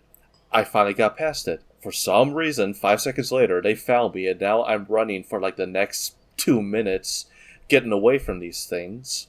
And it's unnecessary. It's Can I say something unnecessary. about crafting in video games, too? I get that the idea for crafting is that it's a little bit more realistic and diegetic than just, like, picking up full items on the ground or going to a shopkeeper or whatever. But ultimately, you're just asking me to do a shopkeeper with an extra step. Like, it makes no sense whatsoever that I would find a architect's blueprint that tells me how to make a medicine pack out of plastic and gel, you know? None of that means anything. You might as well give me gold coins and have a shopkeeper come up to me and say, "Oh, what are you in the need for?" Another thing I also wanted to mention before you go ahead and speak, Dane. We were talking about before, just like the mechanics. Like we're trying to immerse ourselves in the game, but yet we're thinking about the mechanics. Mhm. You're Ripley. You're crouching.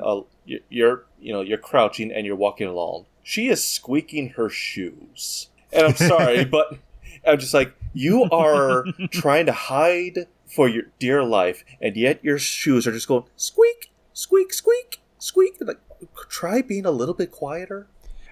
Something to There is a cheat for that. You WD-40. strafe to the right, it's an incomplete animation. You make zero noise when you're strafing to the right, so you can run as much as you want. Wow. That's a good note to know.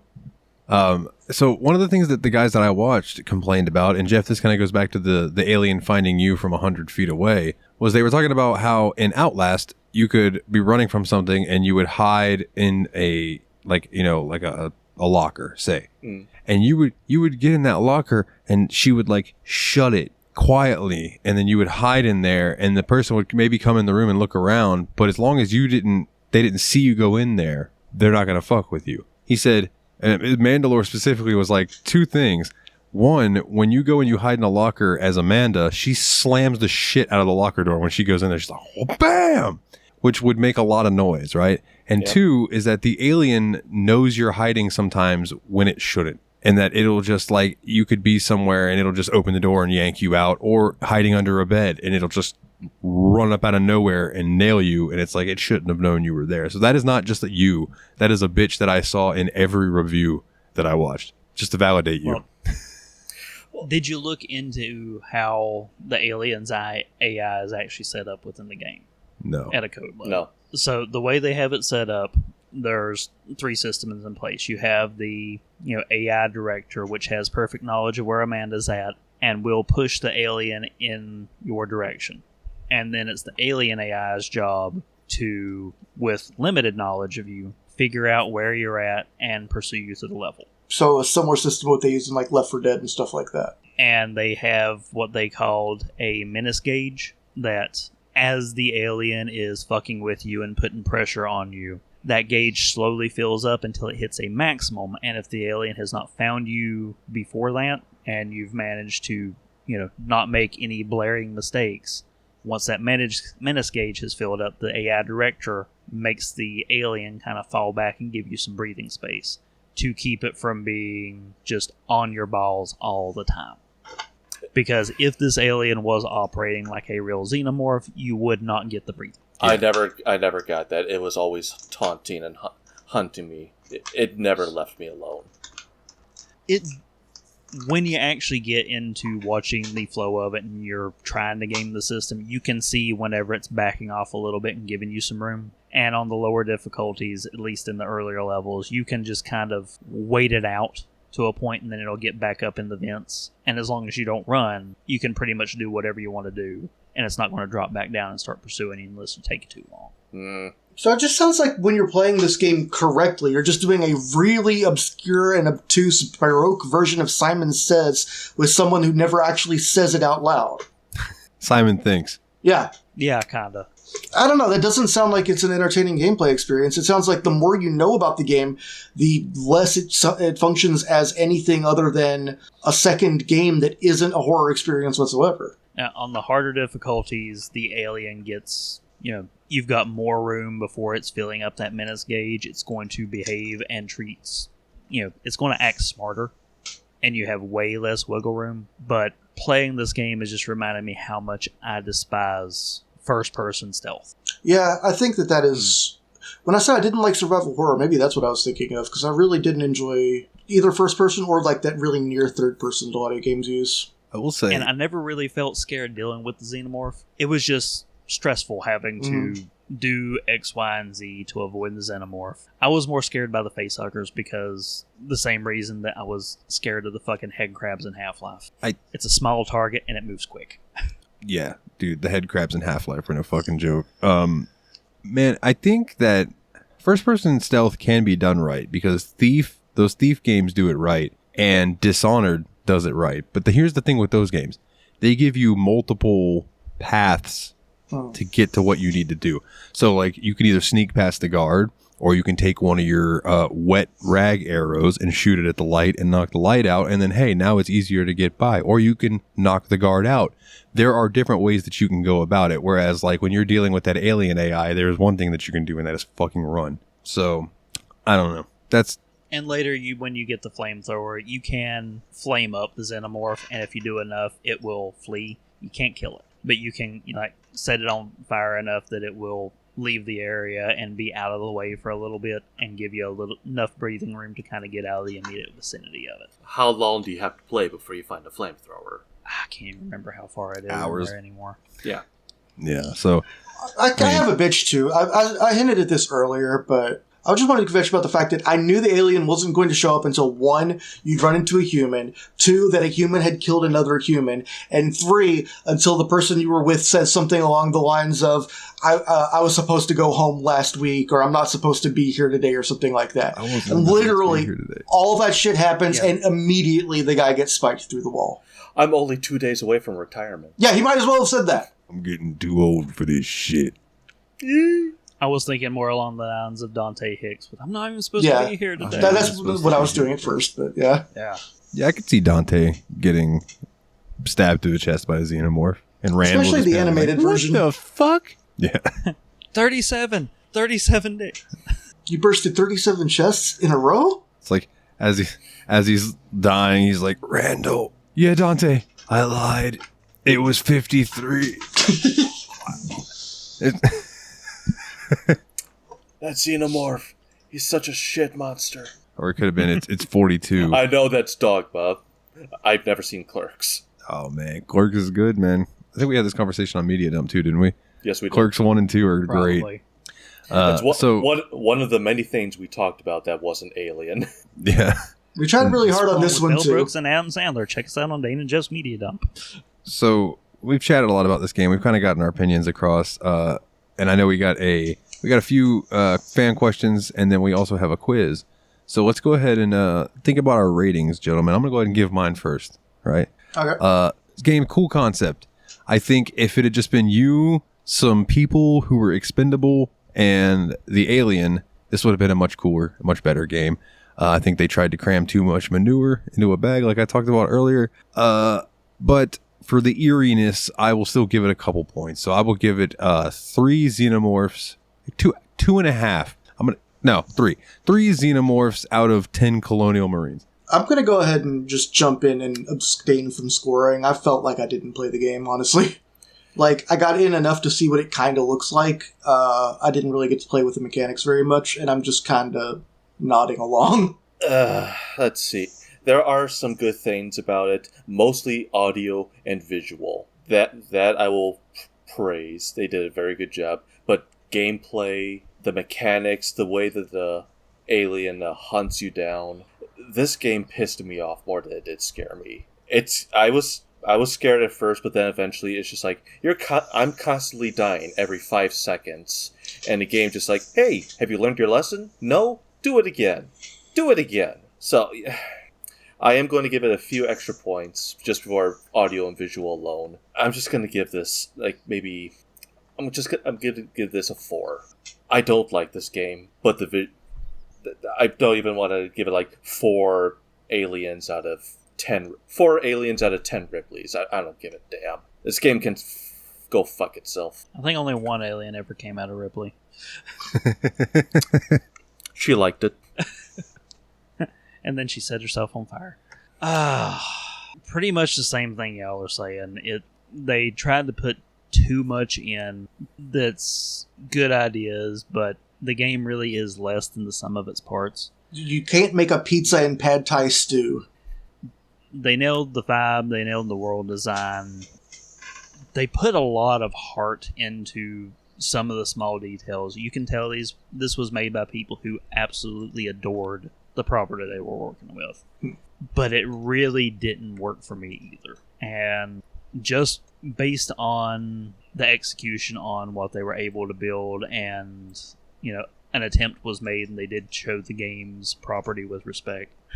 You know, 5 chest bursters out of 10 faceless, you know that they're going to die before the end of the movies. So we should also... Yeah, I was not super impressed.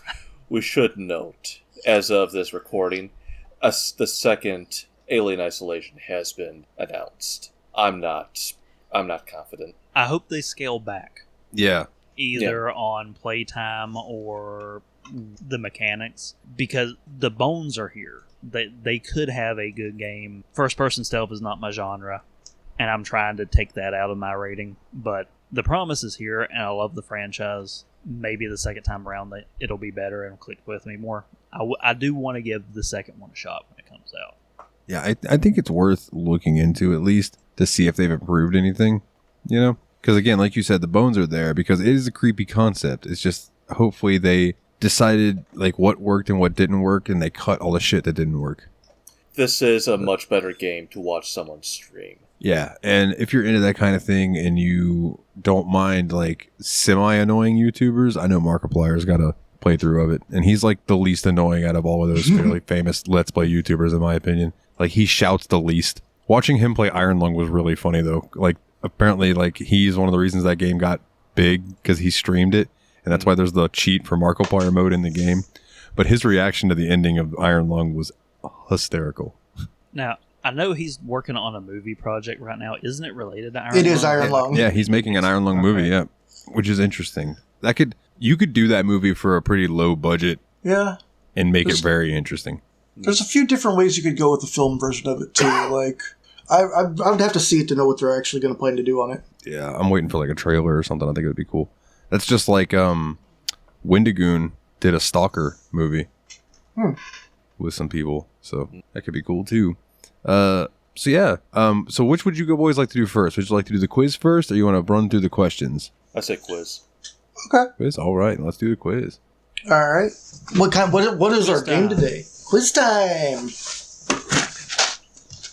So today I've prepared for you boys Fact or Crap Alien franchise trivia. Ooh. All right. So rules are simple. I'll call on you in turn so that we don't have any, like everyone gets an equal opportunity to try and get their answer out first. And it makes editing easier. Thank you. Yeah. So I got 5 questions prepared. I will give you a fact, and you're going to tell me, is that a fact, an actual fact, it is true, or is that crap, I've changed something, or just made something up out of whole cloth. And all of this is going to be related to the Alien franchise as a whole. All right. So, gentlemen, are you ready? Lay it on me. Start your engine. All right. Number 1. Sigourney Weaver insisted on Ripley's death in Alien 3 because she didn't want to appear in an Alien vs. Predator crossover film. I'll give you boys a second to think about it. I say that's crap. Weren't we supposed to go in turn? I guess we'll start with Jeff. I guess Jeff goes so Jeff first. says crap. What do you think, Dalton? I am going to say, what is fact? I'm going to give it a crap too. Correct answer, that is a fact. Oh. The idea was floating around for years before AVP finally released in 2004, and Weaver felt it was a terrible idea and wanted nothing to do with the film. Oh, that makes sense. They made like the Jaguar game in like 1998. So, Dalton starting off strong. Going to number 2. Bouncing off of that, Sigourney Weaver only signed on to Alien Resurrection, the 4th film, because they dumped a truckload of cash into her bank account. $11 million to be precise, in case you're curious. And that is definitely her actual payday. So, is the only reason she signed on to Alien Resurrection because of the money they paid her. So we started with Jeff last time. Willie, we'll let you have first crack at it. Fact or crap? I think it's crap. I think she got nostalgic for the show. Okay. Jeff, what do you think? I think it's also crap. I think I heard. Am I able to say it or just say fact or crap? You can say whatever you want. I thought I heard she signed on because of the script. The script had potential. And Dalton, what do you think? I think it's crap. I think you only changed something though. Yeah, I think this is an actually question. Like she actually made 9 million or 13 million or something. She wouldn't do Alien 2 if they paid her. I think it was like at least $1 million because she only got paid something like 37,000 or 70 something thousand for the first movie. So I'm gonna say crap. All right, you're saying crap, But like one of those like crap because you just changed something. no. The $11 million was accurate, and fun fact: $11 million was the entire budget for Alien 1. Damn. Wow. And that is what she made for Alien Resurrection. But you are all correct. That is crap. Jeff hit it on the head. She said she really liked Josh Whedon's portrayal of Ripley in the screenplay with her ambiguous allegiance, whether she was for the humans or for the aliens. But the $11 million they dumped on her lawn did not hurt. So that's 1 point for everybody. So Dalton's still in the lead with 1. Well, And that'll bring no, us he's to in the lead number with 3. 2. And lead by 1. He's leading by 1. I think you said with 1. Might be. Leading with 2 by 1. Better? No, go to hell. Been there. Bought a t-shirt. Big Bill Number 3. Hills, home of challenge pissing. Amanda Ripley, the character we played through the game as, is modeled after Sigourney Weaver's mother. Fact or crap? So this time we'll start with Dalton. Fact or crap? Just because I want that to be true and I want her name to be like Petunia or something like that. Yeah, I'm gonna say fact. Willie? This is it's actually based on her aunt. Crap. Crap. And Jeff, what do you think? I'll say fact. Say fact. Actual retail price. That is a fact. Shit. So, in a scene from the Alien Director's Cut, Weaver's mom is used for a photo of Amanda Ripley, who in that movie had died at age 66, 2 years prior to Ripley being rescued from the cryo chamber and being brought back amongst the living. Yeah, that's right. Her daughter would have been older than her technically. That's weird. Yep. So the game creators wanted to have some continuity, so they actually modeled Amanda after that because, 1, the continuity, and 2, it gave a realistic family resemblance between the two of them without trying to model it after Sigourney Weaver herself and try and change a couple things to imagine what a daughter would look like. So I thought that was kind of interesting. I can't remember Weaver's mom's name. It was Elizabeth something, I think. So number 4, I think, Dalton, you did say fact on that one, right? Yep. Yeah. That's what I thought. So Dalton's in the lead with 3, Jeff bringing up with 2, and Willie down with 1. So number 4, and Dalton, I know that you're going to be wanting this one to be true if nothing else, because you had problems with the ending. The original ending that Ridley Scott planned for Alien 1 involved the alien killing Ripley and narrating the ending monologue with her voice. Fact or crap? And I think we've come back around full circle. Jeff, you get first crack at it. I am going to say crap. I think it was always his intention to keep her alive. All right. Dalton, what do you think? You're up next. Fact. That's exactly how these movies should have ended. I think it's true. I had a feeling you'd feel that way. I think it's true just because it's a little too spectacular for you to have made up. I don't think you would have come up with the alien puppeteer thing on your own because it seems a little bit unrealistic for a fairly sensible series. That one actually is a fact. Yay. I thought it sounded really cartoony when I read it. So Scott apparently envisioned the xenomorph biting off Ripley's head and sitting in the chair speaking with her voice. But the 20th Century Fox exec said not no, but hell no, and overrode them, and we ended up with the ending that we have. Fucking Suits ruining everything, man. That'd have been a great ending. Are you fucking kidding me? She's just like sitting there, she's in her undies looking all hot, and all of a sudden, Hocha! Ka-thump! Now I'm going to speak to you with my human voice. Come on. Sipping brandy, smoking a cigar. Exactly. I think it would be great if the the alien's human voice sounded like Benedict Cumberbatch trying to do an American accent in Doctor Strange. It's almost, but not quite human. Also, I feel like they could have done a few of the shots better in the original Alien movie to keep it like, so anytime they just showed the alien from like shoulders up, it was fucking menacing. Anytime they showed the entire alien, it was like, oh, it's just a dude in a suit. Yep. So like, if they'd have kept it really like, I don't know, if they just angled it a little. That's just a personal thing, though. You know. 70s, dude. Yeah, I got to remember it came out in 79. I got to remember it. Well, every time they did a close-up on the alien's head, they always made sure to shoot it in profile because they used a model of a human skull for the front end of it, and they were afraid that if they spent too much time looking head-on, it would look too human. Because you can really see a human jaw when you look at the Xenomorph's face. Big old So that dick. brings us to question 5. Dalton is in the lead with 4 against Jeff and Willie's 2, so just to make things interesting, give everybody else a run and go, we're going to make this last one worth 3 points. So number 5, Michael Biehn, Hicks from Aliens 2, has the distinct honor of being the only actor killed on screen by U.S. cinema's 3 deadliest icons: the Terminator, the Xenomorph, and the Predator. Fact or crap? Dalton. What were the 3? The Terminator, the Xenomorph, and the Predator. I've never seen Predator, and it's been a long time since I've seen Terminator, but just for shits and giggles, fact, because that would be a cool distinction to have. Okay. I'm almost certain I've actually heard this was true before. Like, this sounds familiar. I'm going to go with fact. So, Willie's saying I fact? can't win, but that's okay. No, it's worth 3 points. You can win. Dalton said fact also. Well, I know this. It's crap for 2 reasons. 1, it's Bill Paxton. And 2, I call bullshit when he's being killed by the Terminator. Because all that happens is he gets pushed into a fence and gets knocked out. That's it. We don't see him die on screen. Dude, are you kidding me? He hits his head, causes a brain embolism, and he bleeds out from the inside. I call bullshit. His mohawk protected his head. There's a lot of bikers that would say otherwise.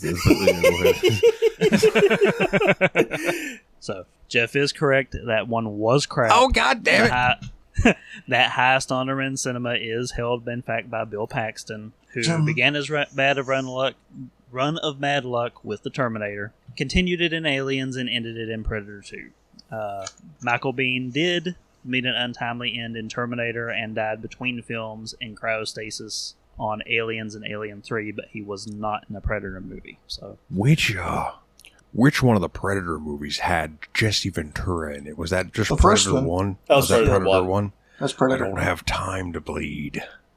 I can't believe you never saw the first Predator. The movie's fantastic. I don't know. I just know that Jesse Ventura was in it, and he now lives in the Baja. So Jeff, that makes you the winner. You want to know what you've won? Do tell. A lifetime supply of tinfoil hats to guard against the coming alien apocalypse. Sponsored by Reynolds Wrap. Yes! Outstanding. It's my lifelong dream. And the consolation prize? A new car! No, a copy of the home game. Oh. A new car, the home game? Oh, man. I'm trying to do better about coming up with prizes since Willie put me on blast one time for not having one prepared. All right, then, boys. It's an improv show, man. Think of shit. You can't just write down your whole thing. Although we do appreciate Yeah, but I drank. A consolation prize is a lifetime supply of pudding. Snack packs. God So- damn it.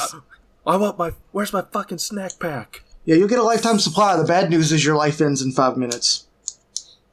Some of the questions are actually most of the questions are visual. I did take the chance and post them in the recording chat. So if you guys want to open that, you can see good them. lad. Kind lad. Yeah, right underneath the GIF I posted of Rosario Dawson. God, Rosario Dawson.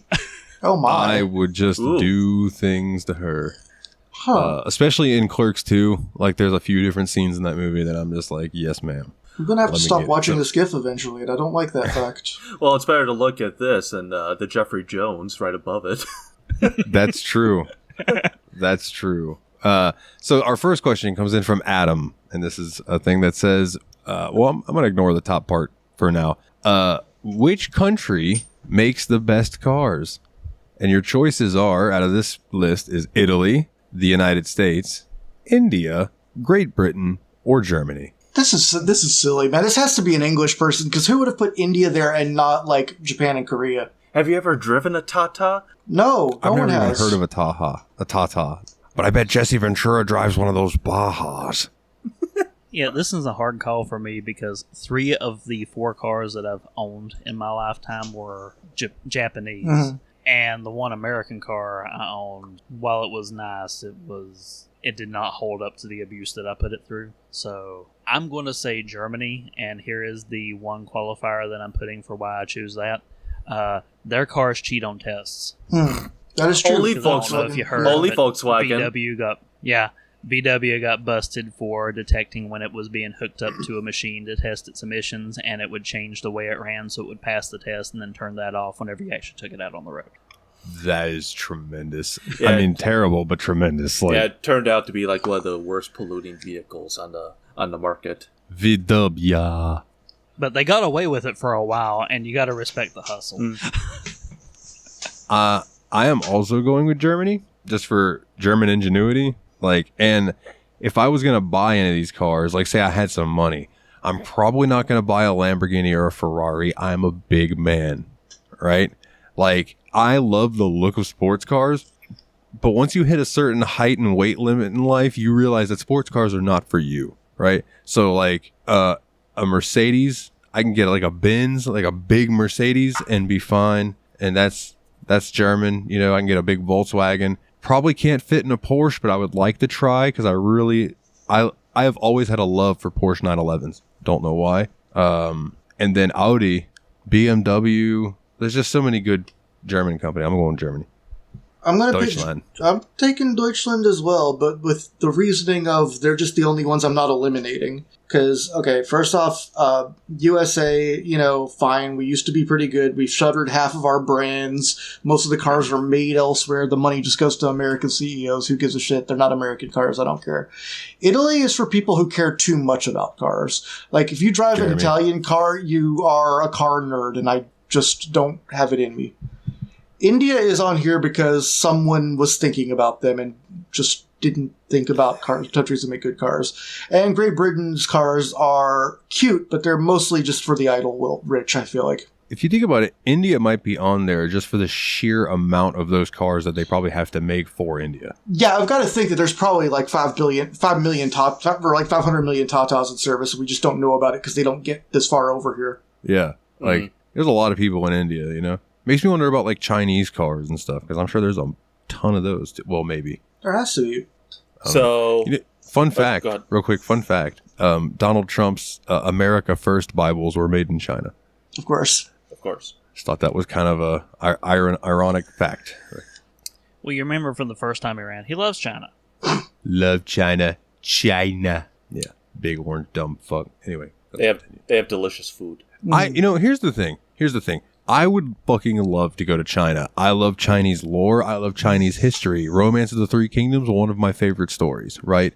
I mean, I haven't listened to it in years, but I used to listen to a podcast that he just read through Romance of the Three Kingdoms, and it was tremendous. Sounds awesome. The storytelling, for hundreds of years old storytelling, still holds up, right? But China's just so sketchy, man. It just worries me about going over there as an American, you know? But like, their architecture, their agriculture, it's all fucking beautiful.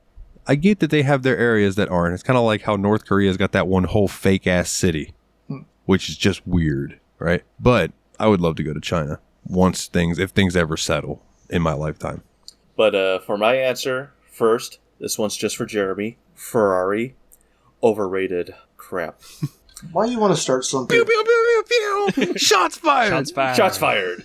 I think I'm also going to go with Germany, just for the sole reason that out of all these brands for their countries, they have the more reliable vehicles. They're expensive as fuck, but they're pretty reliable. Yeah, these were the cars that were known for being reliable before like Honda and stuff got that reputation. They used to be. Now Mercedes, Beamer, all of them, actually their reliability has really tanked. But on this list, they're still the more reliable. I mean, it's that or a Fiat, right? Let's get real. Of course, it's Fiat. Man, alles für Deutschland. Ah, Fatherland. Jawohl. Jawohl, mein Freund. Jawohl. Sick how? Wait, no, that's wrong. Oh, no. We're not going there. Not going there. Strike that from the record. So the next one comes in from me. Moi. You get to spend $10. In the $5 tier, you've got Twinkies, donuts. Put a pin in donuts. We're going to have a little conversation about those. And cupcakes. The Hostess cupcakes or Little Debbie, whichever one it is. Number four, $4. Ho-Hos, mini muffins, Casbars. Put a pin in mini muffins. I have a bitch about those. $3. You got Honey Bun, Meltmore, and Ding Dongs. $2. You got Fruit Pie, Baby Bunts, and Snowballs. It's not the flavor, it's the texture. And for the $1, you got Zingers, Danish, and Bouncers. I can't answer, but Nate and Kata already know my answer, so mystery for all the listeners. No. What do you mean? I was about to say, I don't know your answer, motherfucker. You better answer. Bitch. I'm gonna go with Cupcake. Don't read spoilers. Go with Cupcake, Ding Dong, and Fruit Pie. All right. Good answer. Good answer. Good answer. Good answer. Good answer. Yeah, good answer. Good golf clap. Willie, what about you? I get the ho-ho, the ding-dong, and the honey bun. Just get in and out clean. Get your fingers a little sticky. Hell yeah. Dane? Call me Tallahassee. I'm going to double dip and get 2 Twinkies. All right. Fair enough. I just don't like any of the others. I don't like Twinkies. They leave that nasty, I call it... Film? that donut mouth thing that you get from like the cheap grocery store donuts. Yeah. That they make in-house. You're like... I won't get that from Twinkies, so... So, my answer is actually... So, I'm going Casbars, honey buns... No, I'm sorry. I done fucked up. I'm going Casbars, ho-hos, Danish, and zingers. I fucking love a Danish. If you 3 gentlemen have not tried Casbars... Yeah, I don't know what that is. I've never heard of a Casbar. Rock the Casbah. They are fucking phenomenal. So it's like 2 chocolate cake pieces, right? And in the middle is like this caramel crispy rice Oh, that sounds good. mixture. It is delectable. They sell them. You can just get one that's like a bar size, comes in like 2 pieces, I think, or you can get the little mini pieces. If you're in Walmart, they're like $1. Or your local grocery store. If you see one, think of me, grab it, try it, let me know what you think. This goes out to the listeners too. Casbar, I've heard them plug this on Tadpog before. Ian brought in one for them to try, but they were like all splitting one of the small ones, and like you don't get enough from that. So like absolutely not. You need to eat a full fucking either a whole piece or a whole bar. Casbars are the shit. It must be. We've bought them before here at the house. My wife and the kid both love them, but I wasn't that crazy on them. And I'm the only person in the house that likes Twinkies, so I always know if I buy a box of those, they're safe. It must be something below the Mason-Dixie line, because I've never heard of them. And if I've never heard of them, I've definitely never seen them. Well, next time you're in that section of the store, look for them, because you might have just looked over them and never noticed. Or never mind. You worked in a fucking grocery store. What am I talking? No, I quit that job, sir. No, that's why I said worked. There was an ED on there. Oh, I didn't hear the ED. What was I going to say? ED, I feel attacked. I forgot what I was going to say. All right, moving on. So the next picture is a bowl of candy from Halloween. It says, "What are you grabbing first?" Milky Way. So just for the listeners, we got some Almond Joy, York Peppermint Patties, Reese's Cups, Twix, 100 Grand, Almond Joy, Milky Way, M&M's, Peanut M&M's, and did I say Twix? You did now. Okay, yeah, and Twix. Wait, are those Reese's Cups on the bottom? I'm taking the Reese's. Yeah, I was going to say, they're trying to hide the Reese's Cups away from us, but yeah, I'm getting that. Sneaking my big rubby hand in there. I feel like a nut. I'm grabbing an Almond Joy. Bruh. Okay, so yeah, I would either be going for the Almond Joy or the 100 Grand, or I would slightly dig my way through looking for a Mounds bar. You like that dark chocolate. Goodness. You Dude, like those Mounds. I do love Mounds, man. Just the dark chocolate with the coconuts, just good. But yeah, of those right there on top, I'm probably gonna grab the 100 Grand. Coconut is terrible. Fuck you. I already do. All right, next up, Mikolov wants to know: would you rather have sex with an alien or a predator? Why not both? Yeah, I think that argument still stands with the Predalien. I think you have the best chance of surviving the predator. Or at least dying in a way that'll feel good. He'll just be a rough lover. Yeah, exactly. That's my thought. I'm gonna say alien because I dealt with a predator when I was a kid. Whoa. Oh, that's terrible. Dun, dun, dun, I am so sorry, Lord. I apologize. I was looking for Halloween costumes for kids, and I'm pretty sure I'm on a list because I searched for child predator costume. You don't get what you'd expect. So the next question. Who are you supposed to be? Oh, this is a little mini Jeffrey Jones.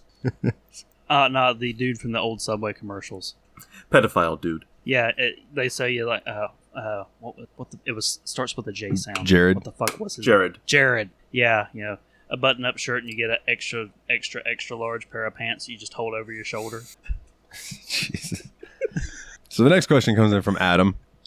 Did you ever end up using the xenomorph as a weapon against the other enemies, like using a noisemaker near them and getting the alien to clear them out for you? That sounds No. neat. I mean, You did on accident, I guess, but you didn't. I did on direct accident, just out of sheer fear. I knew that was a thing you could do, and I tried. I never had any luck getting the fucking noisemaker to actually draw the attention of anything the whole time I was playing the game. And most of the time I was using it was when it was that fucking sense everywhere, trying to distract them, and all it did was like, hey, I heard somebody throw something from over there. And it's like it drew them straight to me every time. Maybe I just had bad luck with it. I didn't manage to get the alien to kill anybody intentionally. Yes, and my answer is no, my good sir, I did not. All right, so next question comes in from Dane. Do you prefer safe words or the car key kill switch? For those of you who do not know, because you are good boys and girls, the car key kill switch is when you hold onto your car keys while you're doing whatever sexually that could be possibly dangerous, because when you lose conscience, you will drop them and they will clang on the floor. There might be a situation where you can't speak, to use a safe word, for instance. Yes, like maybe you are gagged and tied up. So, I'm going to go car key kill switch just because it's like the safer route of the two. Although anytime I hear safe word, I cannot help but think of the Jackass movie and, what's his Preston tied up and the dominatrix is whipping him and his safe word is Oklahoma and he's just going, Oklahoma, Oklahoma, Oklahoma, Oklahoma, Oklahoma, Oklahoma, Oklahoma, Oklahoma, Oklahoma. My safe word is Oklahoma because of that sketch. I wish that were a joke, but no. And that is why you are Dane himself. Tremendous. What about you boys? I'm making you answer this question. I have no thoughts on this. I have nothing. Fair enough. Those are at least answers. Kind of. I mean, it's all the answer I have. I'm not like keeping anything from you. I just my brain is just turning it over like slow chewing gum, and nothing is coming out. The gum flavor has already been chewed out of it. All right. Well, then, Dane, do you have a one that you prefer? Did you already say it? Not as high. Safe word, Oklahoma. Oh, okay. Like, no joke. Fair enough. That said, for the record, my sex life is rather vanilla, but it is well established that Oklahoma is my safe word. My wife knows it. All right. Then our last question then comes in from Jeff. Yee. And it's a picture. You get to pick 4 boxes of Eggos. We got A, buttermilk. B, chocolate chip brownie. C, Fruit Loops. D, blueberry. E, cinnamon brown sugar. F, homestyle. The letters don't matter. Egg-O-G, Belgian vanilla, cinnamon toast, confetti, strawberry, buttery maple Belgian, chocolate. Someone look up buttery maple Belgian. Not right now, but just someone look that up on Urban Dictionary and get back to me. Chocolate chip banana, loaded strawberry, Mickey and Friends, cinnamon churro, apple cinnamon, Belgian chocolate chip, berry blast minis, and chocolate chip. You get to pick 4 boxes, gentlemen. Jeff, you picked this question. You go first, fucker. What, doesn't everyone like Eggos? Oh, yeah, don't let go of my ego. So I am picking 3 Ds and which is blueberry, and just give me a basic home style. All right. Homestyle is on there. Okay, yeah, okay. All right. Willie, what about you? I do not understand why there are so many different kinds of sugary Eggos. Like, they're only kind of made of food in the first place. Why are we doing this to them? There are some of these that make me question them, yeah, but... Yeah, for the Fruit Loops, I have questions. I'm going to go buttermilk, homestyle, blueberry, strawberry. That way I just have things that are made of earth flavors. All right. Old Def Lep, what about you? Before I answer, you asked for this. Confetti, Jesus Christ. I searched buttery maple Belgian on Urban Dictionary. And the closest hit I got was maple buttering. Oh, God. So, the act of finishing on a woman's breasts after smothering them in pure maple syrup. Oh. And then proceeding to use your face like a knife and motorboating. So. Oh, okay. I was about to say that's not as bad as I thought it was going to be, and then it became as bad as I figured it was. So, all right. So, there you go. Unlearn that. It's sterile. Now for something wholesome, a nice breakfast food. It's not wholesome. You're going to make us eat confetti Eggos like a monster. So I'm looking at this stuff, and honestly, I'm bougie, and I have a waffle iron that we use more often than not. But whenever we do buy Eggos, it's usually for the kid, and it's always chocolate chip. So if I'm going to add another 3, I guess I could add chocolate chip banana, because she might eat that. Chocolate chip brownie because I know she'd eat that. And then I guess just some regular buttermilk ones in case I actually want to eat one. All right. So I like fruity stuff, so I think I'm gonna definitely go blueberry and strawberry. I might try the loaded strawberry. It looks artificial in some way. It's hard for me to quantify. Where's the blue ones? They're good, but they are. Shut up. Get out. Not you, Very Jeff. bad. He's definitely talking to Dane. Yeah. And then I'm gonna go with ones that I might eat without syrup. Cinnamon churro. That one does sound like it has the potential to be something. Like you said, without syrup, maybe just like toast it up and have it by itself. Maybe add some butter to it. There could be something there. I'd be willing to try it. Well, gentlemen, that brings us to the end. So before I go and plug our stuff, guests, go ahead and plug your stuff.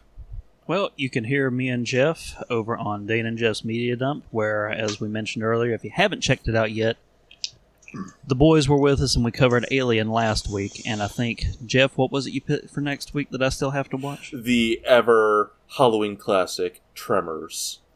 Oh, great fucking movie. Over on that. You guys want to know what my second pick was? Because I never said it. It was Event Horizon. Oh.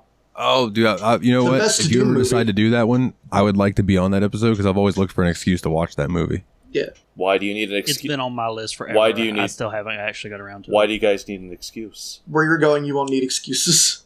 Exactly. I need an excuse. I have a hard time watching movies by myself. It's an hour and a half long. I understand that. I will watch a 10-hour YouTube video, but it's hard for me to sit down and watch a movie by myself. I don't know why, but because I had the show to do, that's why I watched Alien and I enjoyed it. So, like, yeah. It's Sam Neill being sexy. Oh, and Dalton, can I get something on the record? Absolutely. So, a while back we played Elden Ring, and I know if it's not said on the show, it's not official. Okay. So I've played through some of the DLC, and I would like to make an apology, and I would like to update my rating. It is a 9.9 out of 10. Okay. 9.9. Trying to get a reaction out of Will. He's not biting. But nah, jokes aside, I would like to actually say I'll give it a 10 out of 10. Yay! Get it on the Boom. record. Perfect scores all around for Elden Ring now. So It's a perfect circle. whoever maintains that record, you can update It it gets 0. I never played it. with a 1 in front of it. Jeff, knowing you, I do not think you would like it. No, I would be pissed off by the game constantly beating my ass. Within 10 minutes.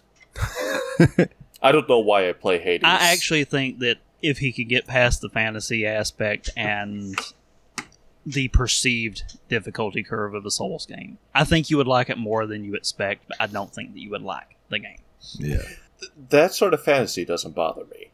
It's just the fact that I know that game is just going to constantly kick my ass. I don't know why I play Hades, because Hades kicks my ass all the time. At least it's quick about it, It's 30 true. minutes, Yeah. Well, go back to It beating your gives dead. you enough stuff at your disposal that you have options and you can trivialize the game pretty easy if you want to. But there's a thing I lack, Dane. That's a little thing that most people call talent. That's why there's a wiki. On that note, if you would do us a wonderful solid and go and give us a 5-star review on iTunes and Spotify, it really helps us out in the algorithm, helps people find the show, share us with your friends. We're really bad about marketing. So word of mouth really helps us out. So share us with everybody that you know that might like video games or just hearing people chat like they're a bunch of buddies. You want to check us out on the Discord? Speaking about being a bunch of buddies, you want to come be buddies with us? Come join the Discord at bit.ly/TSMP Discord, all capital letters. You can find all 4 of us and all the other great people that are in there. We're always chatting it up, having a good time, either sharing game news or just memes or just talking about whatever. There's an anime channel that is very popular. Please come and join. You can also vote on the different polls. They have not changed since the last episode, so I'm not really going to update them, though they will be changing soon after Spooktober, because we'll be rolling into Turnip Boy Commits Tax Evasion. Yay! And then after that, there will be a host pick reset. So I'm going to roll some dice and see what it's going to be between me, Willie, and Mikolov, and we'll sort it out from there. I already know what my next pick is going to be. Well, it's between 2 things, so we'll rock see and a what hard it comes place? to when I get there. How did you know? Speaking of rocks, if you want to roll a marble around on a weird little like cyber grid field thing. I will be making the game I made under the last 36 hours. I just forgot what it's called. Rumbling Rollers. I'll put that on our Discord sometime in the next day when I figure out how I want to host it and play it and tell me that it sucks. But, at least it feels good to get something out. Oh, yeah, absolutely, dude. Oh, yeah. bit.ly/TSMP Discord, all capital letters. If you want to check out the website, bit.ly/The Steam Machine Podcast, kept up to date by one Mr. Puzzles. You can go check that out as well. It's all the episodes and some of the show notes and yada yada things like that. Check out the Patreon, which helps support the show and really helps me at the moment because I am looking for work. So that is patreon.com/The Steam Machine Podcast. Any little bit helps. $1 a month or more gives you the episodes early and ad free. Or you can donate $10 or more to get early ad-free and for $1 you get early ad-free and a little banter in the beginning. That's just for the Patreon section. Then at $10 or more, you get all of that, plus your name read on each and every episode like these wonderful people. Mr. Cogsworth, the 7th of June-iper, Jeff, the original Expendable, Mr. Syllables, Old Jeffy, Lube, Ariesoradam. Shout out to his upcoming Revival and Extinction. Team Retrogue, check him out on YouTube. Mr. Puzzles, Dane himself, Chad the Mad Lad, no goddamn seeing his last name, Shaffer, and Flyin Brian Doran Gray. You're all very much appreciated. Shout out the AbsPod. Huh? What? I didn't say anything. Did you say go fuck yourself? I most certainly did not. Listen here, you're sitting there on your balls talking to me like that. I don't want to hear about it. Hey man, they're massive. There's nothing I can do about it. Speaking of Jeff's balls, shout out the AbsPod, yet another BS podcast. If you want to check it out, it is there are archives. We have not done an episode. I realized that YabsPod ended fittingly on episode 69. Nice. I feel like you have to end it somewhere. It couldn't have ended any better. And then shout out to the JRPG Report. I literally just recorded and released an episode earlier today. And then I have a Sunday special planned, but I'm trying to rope somebody in to do it with me because it's going to be boring if it's just me talking about your top 10 favorite JRPGs. It actually said top 10 favorite games, but since it's for the JRPG Report, I truncated it to the top 10 favorite JRPGs. So I'm going to save the favorite games for another Sunday special that I might do. But yeah, so check that out over at JRPG Report. And if you wanted to get a shirt, tsmpproductions.threadless.com. They don't sell often, but they are there. Check out my music over at Bandcamp, nowthenightmare.bandcamp.com. Check out my album, The Longing by Tragedy Idol, up on Spotify. And again, go check out Dane and Jeff's Media Dump. I've said meaty dumps so many times that's just what was about to come out of my mouth. We might as well change our show at this point to Meaty Dumps. Dane and Jeff's Media Dump. It's a great show. I enjoy it, even when I'm not on it. It's one of my favorites to listen to. And yeah, leave us a 5-star review wherever you get your podcast, man. We will be back next week with Mikolov, old Team Retro, to talk about a game that I have no idea about called Dungeon Munchies. And then the week after that, we'll be playing Higurashi When They Cry and Chapter 1 at least, because that's the free one. And then I found like 1 or 2 other little free games, so we'll figure something out. We'll get it out there. But yes, until next week, everybody, take it easy.